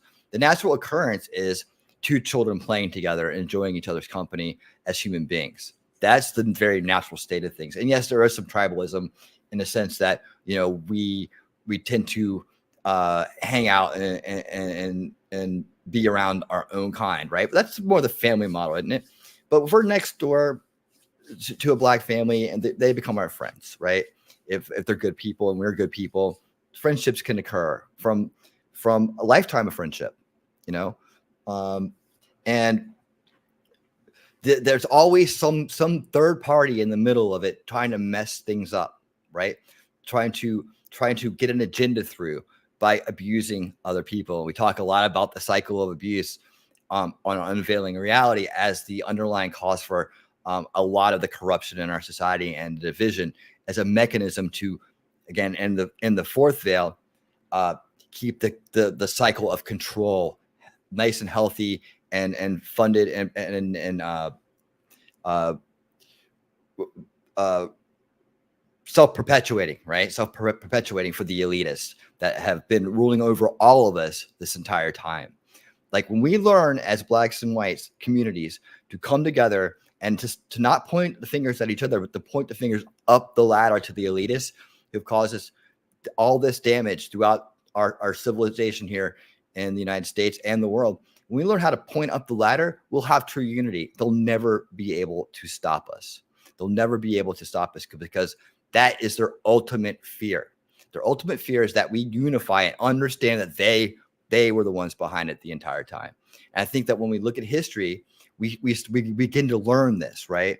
And the whole point of them controlling the system is so that they can omit this part of history. And they're going to say, no, it's the color of your skin. You were born that way, right? Whether it's them or whether it's Black or white, right? They'll use whatever they can, because it's all about them maintaining their system of control. And that's what we're learning on Unveiling Reality. And that's what Repairing History is as the solution. We have to get this history out there. We have to understand the truth about things and who the real bad guys are. And when we reach that moment in time where we all have this knowledge together, they're doomed. We then start to be able to remove the enablement that gives them the power to corrupt and to abuse and to divide us and to cause all this damage. And when we get there, we'll have a golden age. We'll have a golden age like no other, like we've never seen before in our lives. And what will replace it? How will we deal with it from there on out? I don't know, but it'll be better than what we have to now. And we have this generational elitist group that is just continually recycling this model, right, over and over again. Now, I want to be fair, and I want to make sure that we cover Jim Crow in the North. And this is a real quick 8-minute kind of like summary. And I didn't let's see, let me get this out here. This is real quick. And then we're going to get into the modern day stuff. And this is where we're going to start to have some fun here in a minute. So I hope you all stick around for that part of it, because let me make sure I can get this up here. Twin Cities. Okay, there we go. All right. So this is real quick, and then we're going to get to the end part of what's going on modern day. There was a scare in Mississippi not too long ago, a couple years ago back, when people thought Jim Crow laws were coming back into effect. And we got some really, really funny guys that are going to help get us through this, man. So if you even do stuck around this long, man, stick around to the end, because we're gonna have some laughs together. And by the way, Tubi Flair, Alan Walsh, and Texas Jen, welcome to the Winner Circle. Welcome back to the Winner Circle. Oh yeah, Soulless Ginger too. Welcome back. Thank you so much. Thank you so much. Thank you so much, man. It means so much when you guys are part of the Winner Circle. It really does. It really does. Thank you. Thank you. And you can be part of the Winner Circle too. You just got to hit that join button right down there, and you can join on up with the rest of us, become part of Solution Culture as we take this step forward into the future. But let me go ahead and get this up. Oh, wrong one. Let me go ahead and get this ready, and then we'll do this, and then we're going to head into the latter part of the show and have a few laughs on the way out the door. All right, here we go. This is redlining and racial covenants. Jim Crow in the North. Now, Thomas Sowell. Oh yeah, we do have some words from Thomas Sowell as well. Of course we do. Now, Thomas Sowell talked about like how the Southern culture went to the North and began scaring some of the North with the culture itself, right? That was on our very first show, our very first episode of Repairing History. So be sure to go back and watch that for context. But here we go. And now, through the use of a National Housing Act insured mortgage, is brought within the reach of all citizens on a monthly payment In the plan. midst of the New Deal, when the FDR administration is looking for ways to try to stabilize the housing market, the Fair Housing Act is passed in 1934. And as part of that, the Homeowners Loan Corporation is also established with the hope that if you could establish long-term mortgages with fixed interest rates, you could create pathways to homeownership for most Americans. This time they can buy Heard this that before. house with monthly payments that are less than they now spend for rent. When the FHA starts underwriting mortgages in the 1930s, this really is a game changer in a lot of ways. It takes a lot of risk off the banks, it places it onto the federal government, and now working class, middle class families, they're able to purchase a home. Unfortunately, as part of that, what the HOLC does is it establishes designations for neighborhoods based on the occupants of those neighborhoods. And this is where the term redlining comes into place.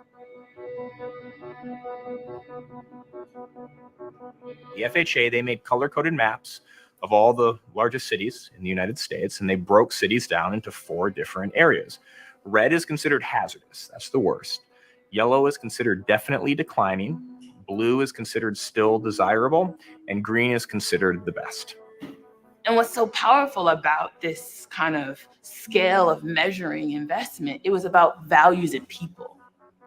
The fact of the matter is that there was no evidence that those people who lived in those communities, predominantly Black and brown people and foreign-born people, would have defaulted on loans. There are no firm realities behind the close proximity to Blackness and your property values going down. That's just not true. The FHA is being very upfront and very explicit in how they're linking spatial desirability with racial occupancy. It's this racialization of space idea. So areas that were predominantly African-American or majority minority, or really in a lot of cases, even if there's a few non-white people there, that's often enough to be redlined. So when they built these maps, they also explained why each area got the ranking it did. The area around 4th Avenue South, which is called the Old South Side. This was a nice area. It had nice homes. It's the historic African-American neighborhood on the south side of Minneapolis. This one part of South Minneapolis was redlined specifically due to, and I'm quoting, a gradual infiltration of Negroes and Asiatics.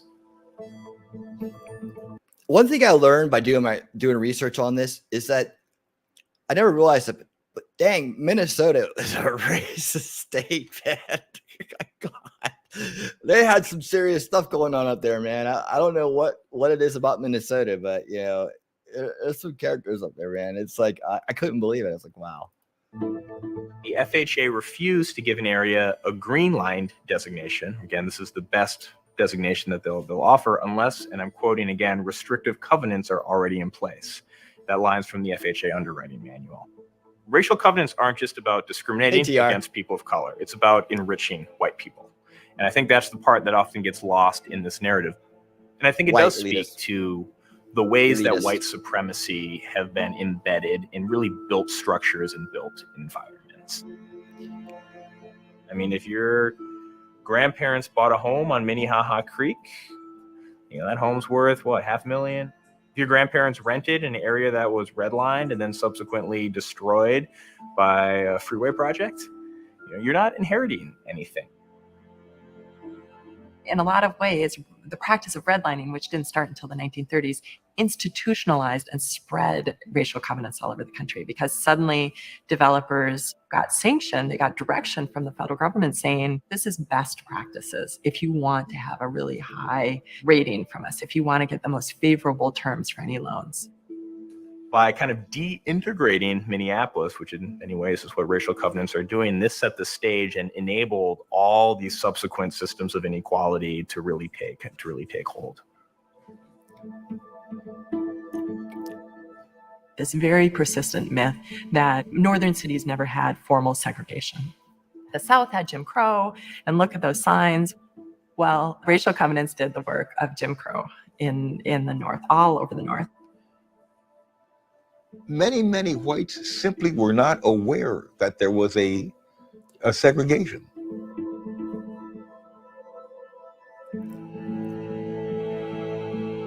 So many people in Minneapolis would be outraged what they thought that their friend was being discriminated against. They knew something was happening, but it wasn't happening to your friend. That was what kind of this mixed kind of a situation that we had in Minneapolis. I mean, So yeah, in a place where there's harmony, right?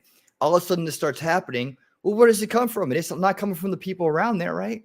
It's coming from the establishment of power. That's right. It's always that third party that's in there stirring shit up, isn't it? It's wild, and it seems to just be a pattern.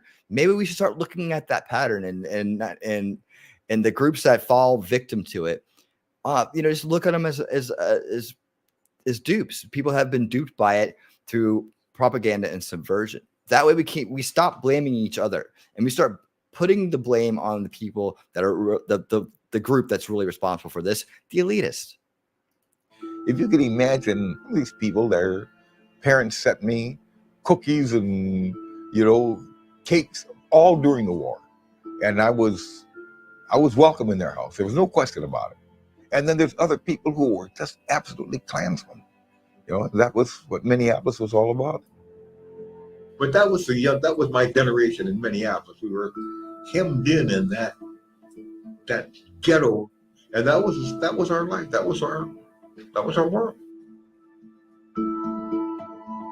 The 1935 land use planning map used to define which place would get mortgages versus others circled these areas, called them slums, places where the quote-unquote Negroes lived. These are places to avoid, right? So they're going to give you substandard housing and they're going to contain you. Access to affordable housing was a challenge. When you think about the reasons behind the creation of public housing, we had a lot of folks forced to the low-wage sector, right? And you're thinking about what jobs. And as Thomas Sowell is teaching us to be an addendum to this, as he's taught us, this was true for Southern whites too, like for the Southern culture whites, the ones that had the good old draw and that had that Southern culture roots. Because as Thomas Sowell taught us in our first episode, it was that inherent culture that we both adopted, poor whites and poor blacks, right? Adopted, and that became ingrained in the society. And so there is just as much going on with if you had a Southern accent. You were treated the same way and you were put in the same place. Jobs or opportunities that low-income folks of color even had access to at this time. I would argue that with the creation of public housing in 1938, the Sumner Field homes became this really interesting iteration of the redesign of space. Yeah, I mean, I guarantee you they didn't have the Beverly, they didn't have the hillbillies living next to the Rockefellers, right?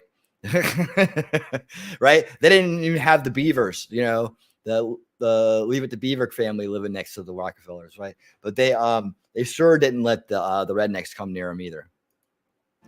You have 400 units of public housing, which were segregated at the time, created. In 1953, the City Council of Minneapolis refused to scatter another 1,000 units of public housing outside of the Sumner Field Homes area. And where did these pressures come from? You had both internal conservative politicians and outlying suburban communities coming in saying, not in my neighborhood. And the city council crumbled under the pressure and then took what was 400 units of public housing to over 1,000 units in less than a decade. They have strategically manufactured urban poverty.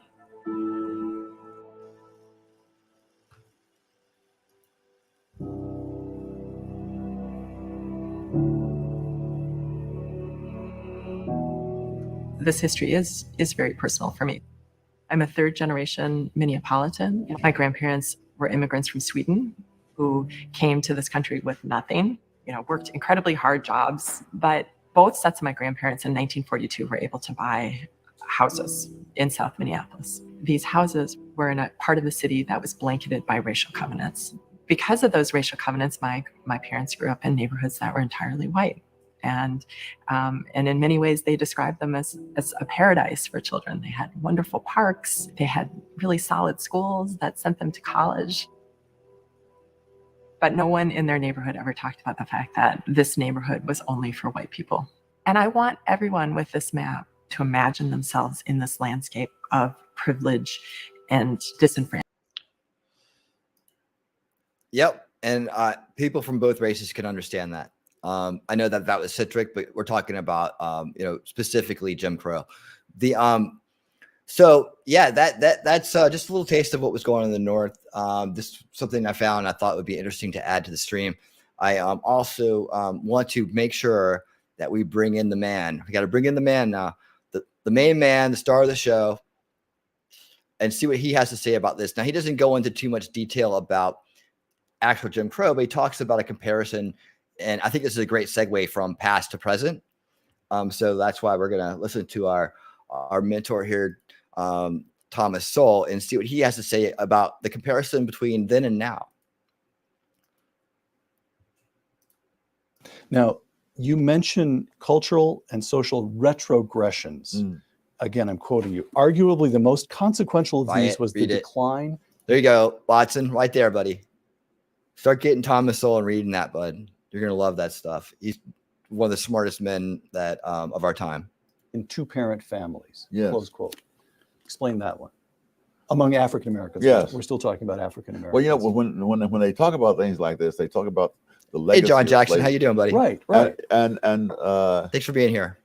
And I argue, well, empirically, it's not that; it's the legacy of the welfare state. I like that show because too. as of 1960, which is almost 100 years after slavery ended, the majority of black kids were being raised in two-parent households. But within one generation after the welfare state, that had dropped down to a minority. So that the majority of black kids today are raised in one-parent households. When you think about it, I mean, centuries of slavery and generations of Jim Crow did not destroy the black family, but one generation of the welfare state did. The Moynihan Report, what was it? A call for national action. Yes. The Negro family, a call for national action, 1965, and even Right. 50 years ago. And his principal point of alarm, and again, now I'm trying to recall the statistics, but I believe the out-of-wedlock birth rate among African Americans in 1965 was 25%. Something like that, yeah. And he was so alarmed that he wrote this report, and today it's over 70%. And by the way, the rate among whites is over 1/3 at this stage. Yes. So how does the family breakdown fit into an economic understanding? Is it something, the social breakdown of the American family is something that we have to understand aside from the tools of economics? It just doesn't fit into supply and demand curves and economic history? This occurred at a time when the black income was rising. And so we're saying that previous generations of blacks with lower income and more racial barriers the family stuck together under those conditions. And under the new conditions, which were advertised to make for great progress, in fact, created retrogressions. And I think many people who were gung-ho for the idea that this was going to be progress simply cannot bring themselves to look at the evidence and say, my God, we made things worse. All right, man. Dead on. Okay, hold on. Okay, so now we're going to head into modern day stuff, right? And we're going to head into reaction. Now, hey Tim, how you doing? Thank you so much. Thank you so much for being here. I appreciate it so much. Thank you. Now we're going to head into modern day, and this is about when you got the ideas of the past, not all the information in your head, but you've got the new establishment version of history, right? And you've come up only knowing this, right? And only being told that you're a victim and you've been a victim your whole life, right? And it's these people that did it to you, and it's about color, and that's all it is, right? This is kind of reaction that you're going to get. And there was a little bit of a scare a couple of years ago. What do you know? Like right around the time of the election. How about that, huh? This was right about the time of the election that Jim Crow laws were coming back, right? So this is going to be a kind of a comic adventure into this little time period here. So we're going to start off with some people that are panicking, and then we're going to get some guys to come in here and shed some light on the truth here. So here we go. Listen up. The Republican-led state of Mississippi House of Representatives passed a bill on February 7th, right? That people are calling the reenactment of Jim Crow. But I feel like nobody's explaining it, right? So we can't really understand how bad the bill is. I broke it down. I'm making it easy for you. This new bill creates a new district that includes all of the majority white neighborhoods. They would literally form their own courts, their own judges, their own prosecutors. Again, all white neighborhood districts in the middle of a city that is 82% black people. It would also expand the Capitol Police Force. Nobody wants that. But really, why is it so bad? What does it look like if this passes in the Senate? And what does it mean for black residents there? If House Bill 1020 is able to pass, then the Chief Justice of the Mississippi Supreme Court would get to handpick, like the good old days, the district's 2 new supervising judges. Prosecutors and the lower court judges would also be handpicked, appointed, not elected, by the state's attorney general. The expanded Capitol Police Force, yeah, that would be handled by their chief. I think I forgot to mention, these are all conservatives and they're all palm colored people. You think I'm joking? Ignore my little ad, but this is just 6 of the 9 justices that sit on the Mississippi Supreme Court. They're all white, they're all Republicans. The attorney general, everybody. While judges and prosecutors usually have to live in the place that they practice, these appointed officials can come from anywhere in the state because they're appointed again, not voted in. They don't have to listen to the voice of the people, majority black people. These judges wouldn't have to really answer to anybody except the people that appointed them. It starts this system off with an unchecked power dynamic between the people and the appointed. And of course, when you push somebody down, you have to spit in their face. The worst part is that 12% of the taxes that come from Jackson, Mississippi, you know, us colored folk, yeah, we're going to pay for their salary with that 12%. But we're not going to be able to vote them in or have a say or anything. This is why people are comparing this to the Jim Crow era. Because in 1980, Mississippi literally had legislation that was the exact replica of this. They're not even trying to be original at this point. They're just changing a few words to modernize it. This bill is an exact replica. Okay, we're not gonna go for 20 minutes. You get the idea, right? We're not gonna do 20 minutes of that. I promise you that. Let me get the next one up. No, man, I just wanted a little taste of that right there, okay? Because now we're gonna bring in the real stars of the show. The real star, what I promised you, the real stars of the show are here. Let me get them on it. Let me get them all in here. Hold on. Hey, hang on, guys. Hang on. Now you gotta realize the time here. They're gonna come in and tell you about this stuff. They're gonna compare. Hold on, let me get this right. I got the wrong one in order here. All right, let's bring the stars of the show in, and then they're gonna go into another bit right after that about more about this. So hold on. Okay, that's one. Let me do it like this. Hold on a second. I had this out of order. Let me bring in one more panicking person, right? Before I do that, just one more. She's real quick. She just had a short here. Here she is. This is only like a couple minutes, man. But we're only going to go through a little bit of this one too. We'll go about a minute into this one. So hold on, mama. All right, here we go. Let me get you ready. All right, here we go. Hello, family. How you doing today? I pray that all is well. I wanted to come on here and talk to you guys about something that I seen on TV. Okay, a friend of mine told me about, have I heard that they're bringing back the Jim Crow law in the state of Mississippi? No, I have not. Looked it up online. It's true. State of Mississippi, Senate, put it on the books to be passed. Supposed to be to help the crime in the state of Mississippi. A lie. That's a lie. That is a lie. Because for the simple fact, how is that going to help crime bringing back something that hurted black people in the first place? So they could have kept that lie. That dog would not hunt. All right. You get the idea, right? Okay. We can do a little bit more, but that's you get the idea where that's going, right? Okay. So now it's time for the stars of the show. Time for the stars to come on in. Guys, you've probably seen these guys before. If you haven't, they're brilliant. Okay.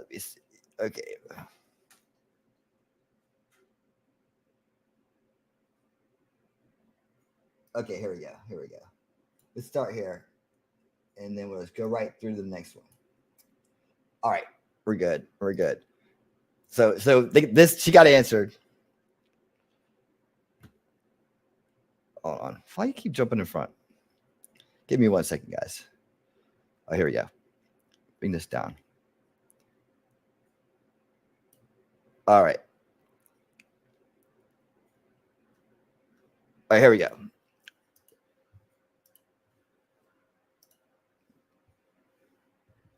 Yeah. Welcome in the Hodge Twins. Damn good show. This black woman, she is so sad. She's going to be a slave again.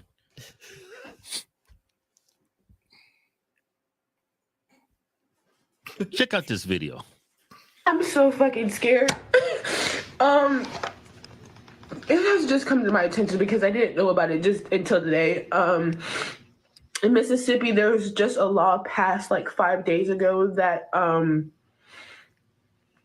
the Jim Crow laws are being reinstated. Run, nigga! That shouldn't be happening at all. And I know you may be wondering, this is like not my normal content on here, but I'm sorry. And I just have to make this known because what the fuck? What the actual fuck?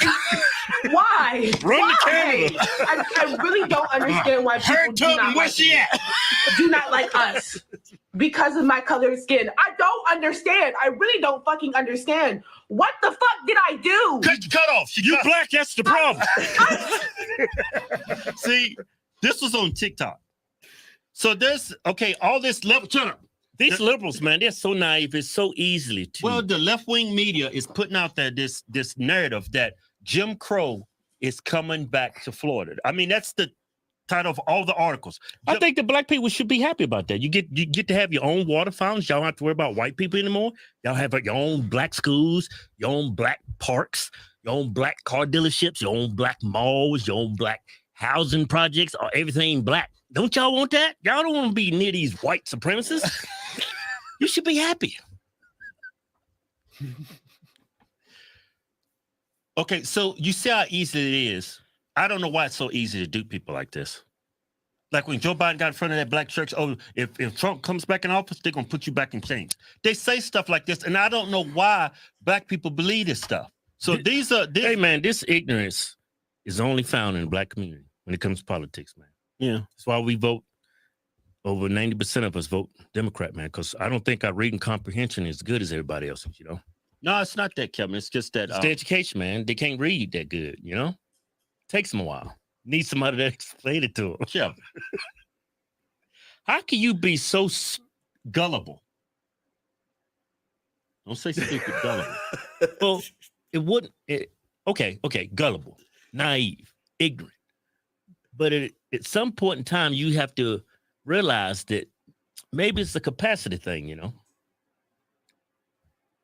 All right, so this is what she's worried about. News stories like this. Check it out. A new Mississippi bill is fueling controversy and protest in the state's capital. The bill is aimed at crime, the state facing a higher homicide rate than any state in the country, according to 2020 CDC data, with Jackson's homicide rate increasing 66% from 2017 to 2020, according to policy group Empower Mississippi. On Thursday, controversial elements of the bill were scrapped in the state Senate, but tensions remain.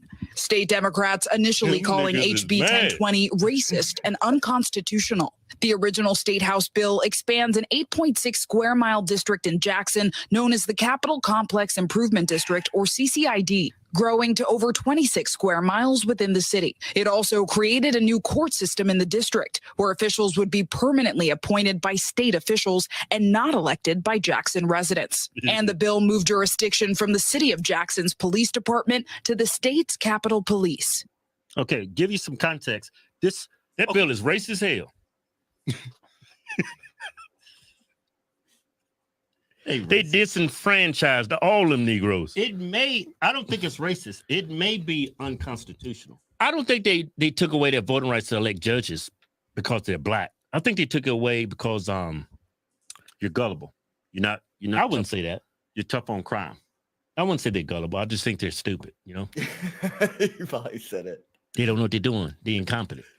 All right, so let me bring up this website. Look how many people are murdered there. Okay, look, hours after graduating from Murray High School, Kennedy Hobbs visited the cemetery where her boyfriend was buried, placing her sash across his grave and snapping a picture for Instagram, writing, "For you, baby."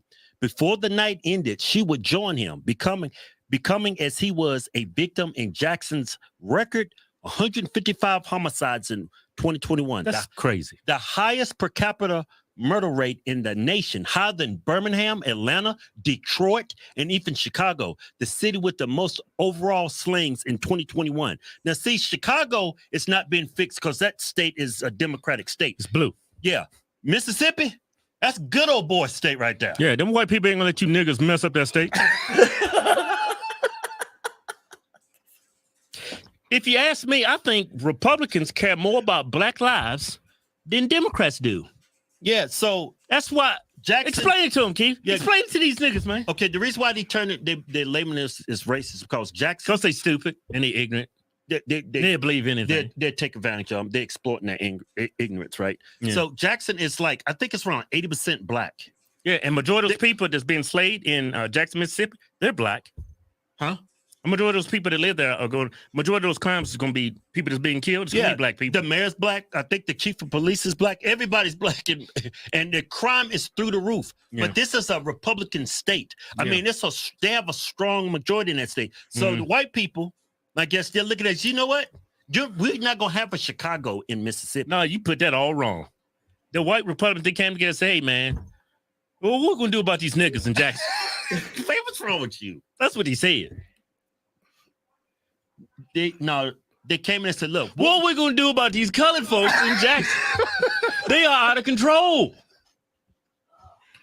You know what? But the black liberals that run that area, they don't even care, man. It's not an issue for them. Yeah. Chicago is not an issue for them. It's not that top priority. Yeah. Nobody cares but Republicans. Yeah, so this is what the white people are doing. The Republicans are doing.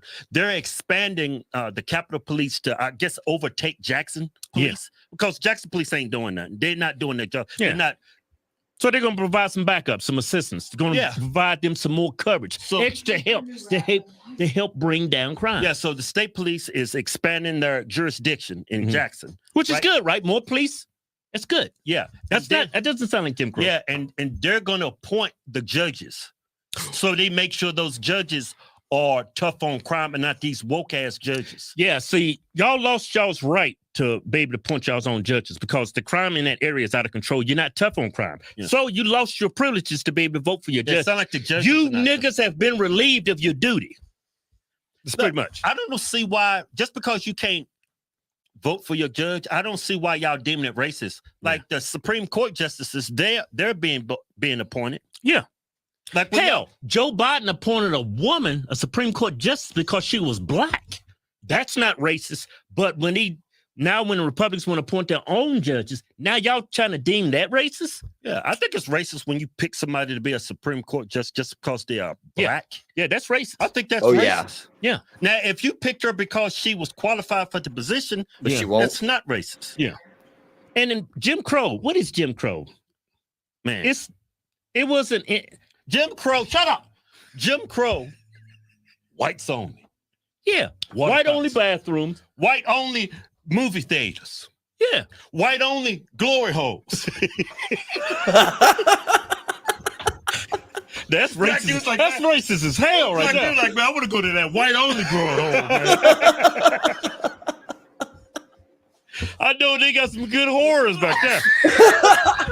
Hey, but you know what? This is not remotely. This has nothing to do with racism, Jim Crow, anything. Republicans, you know we're tough on crime.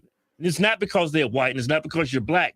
You people have let your crime get out of control. Yeah. You don't even care about your own citizens being murdered. You don't even care. Y'all got a high per capita murder rate. Y'all got a high per capita murder rate. Why can't I say that? Y'all got a probably because you black. Y'all got we got to slow down when we talk. You know that, right? Y'all got a higher per capita murder rate. Yeah, sound white when you do it. Yeah, than Chicago. Yeah, that's crazy. I mean, they gonna let that fly in Illinois because that's a liberal shithole, but Mississippi's not gonna put up with that. Them white, you know why? Because it's gonna filter out to all the other cities in Mississippi. They're not gonna put up with that garbage. Yeah. Why and you shouldn't put up with the garbage. Why do y'all condone it? Yeah. Just because you got black judges, you're happy with black judges, but your streets are filled with thugs, criminals, rapists, murderers? You happy to have a black mayor, happy to have a black police chief, and people are dropping like flies around you? You're happy with that? Yeah. Now, see, that might be good enough for black people, but that's never been good enough for white people. Damn, good show. Niggas got owned. To watch more damn good shows, click one of these two videos right Don't forget to subscribe, like, and share the video. One more. We got a country to save. Yeah. I love these guys. COVID. No, I ain't gonna call it COVID. No, I'm man. gonna call it the Chinese virus. You know why we call it Chinese virus? Because it's from China. From China. Well, y'all see there's like a lot of new cases in some areas of the country. Blowing up, man. Yeah, in some areas of the country, they requiring masks. Like here in Nevada, the governor, the Democrat, he said, hey, everybody now, you go outside, you better have a damn mask on. Yeah. And in Lincoln, Oregon, they doing the same thing, but they took it a step farther. Yeah, because they woke. They trying to do what's right. So they think, right? But they would require people to have masks on. Yeah. But sounds good, right? Sound good. They're trying to protect the public. That's all they're doing. Wear a mask so you won't get the Chinese virus, right? They only require whites to wear a mask. The reason why they say this is black people don't have to wear it because they're going to be racially profiled.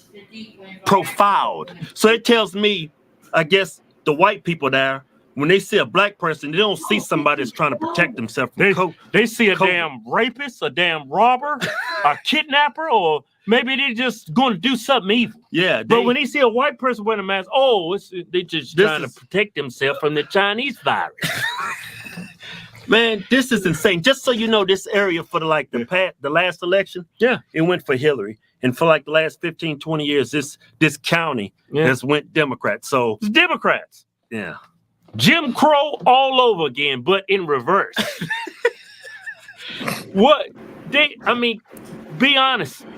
Everybody, they showing their real racism. This is how actual liberals think of blacks. Yeah. They don't see when a black man walks in with a protective covering over their nose and mouth, they don't see a man trying to protect himself from the Chinese virus. They see a man that's going to take advantage of the situation and he's going to take your purse.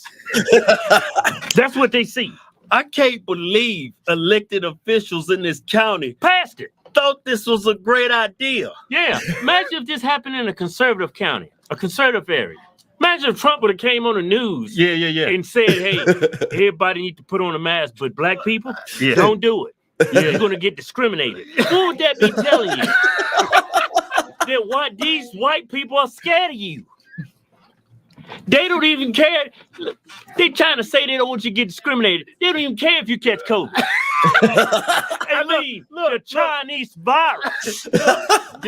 This area, this county, it's 90% white. It's less than 1% African. White. Black. I ain't gonna do the African American. Yeah, they ain't African. They black. Yeah, they was born in you black American. Right? To me, it sounds like a real safe county. Yeah. Right? All the white people. You know what? Hold up. That was a racist joke. Yeah. I shouldn't have did it. Yeah. As an African American. No, I should know better. Hit the like button. Hit the like button. But you ain't African, boy. If you're laughing, hit that like button. And I'm American, and I love this country. You know what, this county? They said 90% white. It's less than 1% black in this county, which tells me there's one black man living there. Yeah. It's like 30,000 people. 35,000. Let's do the math. Man, I suck at math. I ain't gonna try to do all that. That's what you got calculators for. That tells you it's probably maybe 2 families in this whole damn county. You won't see a black person. Yeah. But if you do see a black person, chances are he's probably going to rob you because he's wearing a face mask. That's how liberals see y'all. I guess I don't understand how black people can still have this allegiance to liberals. Yeah. With all this is going on in the news, when are black people gonna wake up? I get emails all the time from white liberals say, Harsh Twins, man, I've been liberal all my life. Till I met you guys. Yeah. Man, we're making true change in this country. Yeah. Two black Uncle Tom. You know, I hate it when black people send us call us Uncle Tom. Do y'all realize what inspired that name Uncle Tommy was a book. Yeah. He was actually a hero. Yeah. So if you're going to make disparaging remarks about us, come up with something that's disparaging. See, these fools don't know their history, man. They don't know their history, man. They don't know that Jim Crow laws, that was whites only and blacks only water fountains. Yeah. I mean, Democrats did that. Yeah, that was up to Democrats. And they did that because they thought it was going to supposedly help black people. Yeah, KKK founded, not by Republicans. It was Democrats. But y'all still hold allegiance to this racist political organization. Look at Black Lives Matter. That's not Black Lives Matter. That's a fundraiser for white people. Yeah. For white liberal Democrats. And y'all still vote for them fools. Y'all calling us Uncle Toms. Y'all wake the hell up. Yeah. Good official hall. All right, man. Those guys rock. I mean, you may not. I don't know if you like them or not, but I think they're pretty cool. And I've been watching them for years. So when I came across that, I was like, they got to be on the show. They got to get in the show. Man, I tell you what, man, this has been a phenomenal stream. Thank you. 25 people here. Please hit the like button. Please subscribe. I'd love to have you come back and be part of what we're doing here. I got a lot of shows. I do a Tech Reality Tuesdays on Tuesdays at 10 p.m. with a 10-year professional in the AI space. And we talk about the new tech and how you can actually use it in your life to improve what you do, maybe start a new business, whatever like that. We try to help you learn how to use it because it's coming anyways.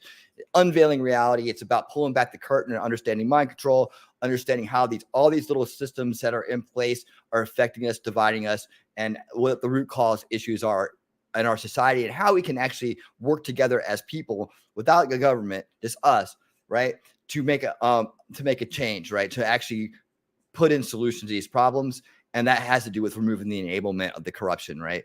On Thursdays, of course, we do Repairing History right here. You guys are here. Thank you so much for being here. Hit that like button. Please subscribe. We also are on Rumble, but not tonight because they're having some problems. And then we have Winning Saturday Night, which this week will be Hippie Culture with my buddy right here. Let me just get this all the way. My buddy right here, Chizzy Wiznut. We'll be doing a breakdown of that. We both are musicians, road musicians, so we have a lot to talk about on that capacity. And I also have a gaming stream that I do on Rumble called Winning Games, and we're playing Far Cry 5 right now. So yeah, join up, man. Be here, man. I'd love to have you. By the way, y'all, I just want to say thank you so much. This has been a record stream. We have gone over 300 views for the stream, and I couldn't be happier. I feel really great, and thank you so much, man. It's all about you guys, and this channel is growing and we're going places, man. And I want you to be part of it. So please join up. I'm Winning Reality. Guys, until next time, keep on winning.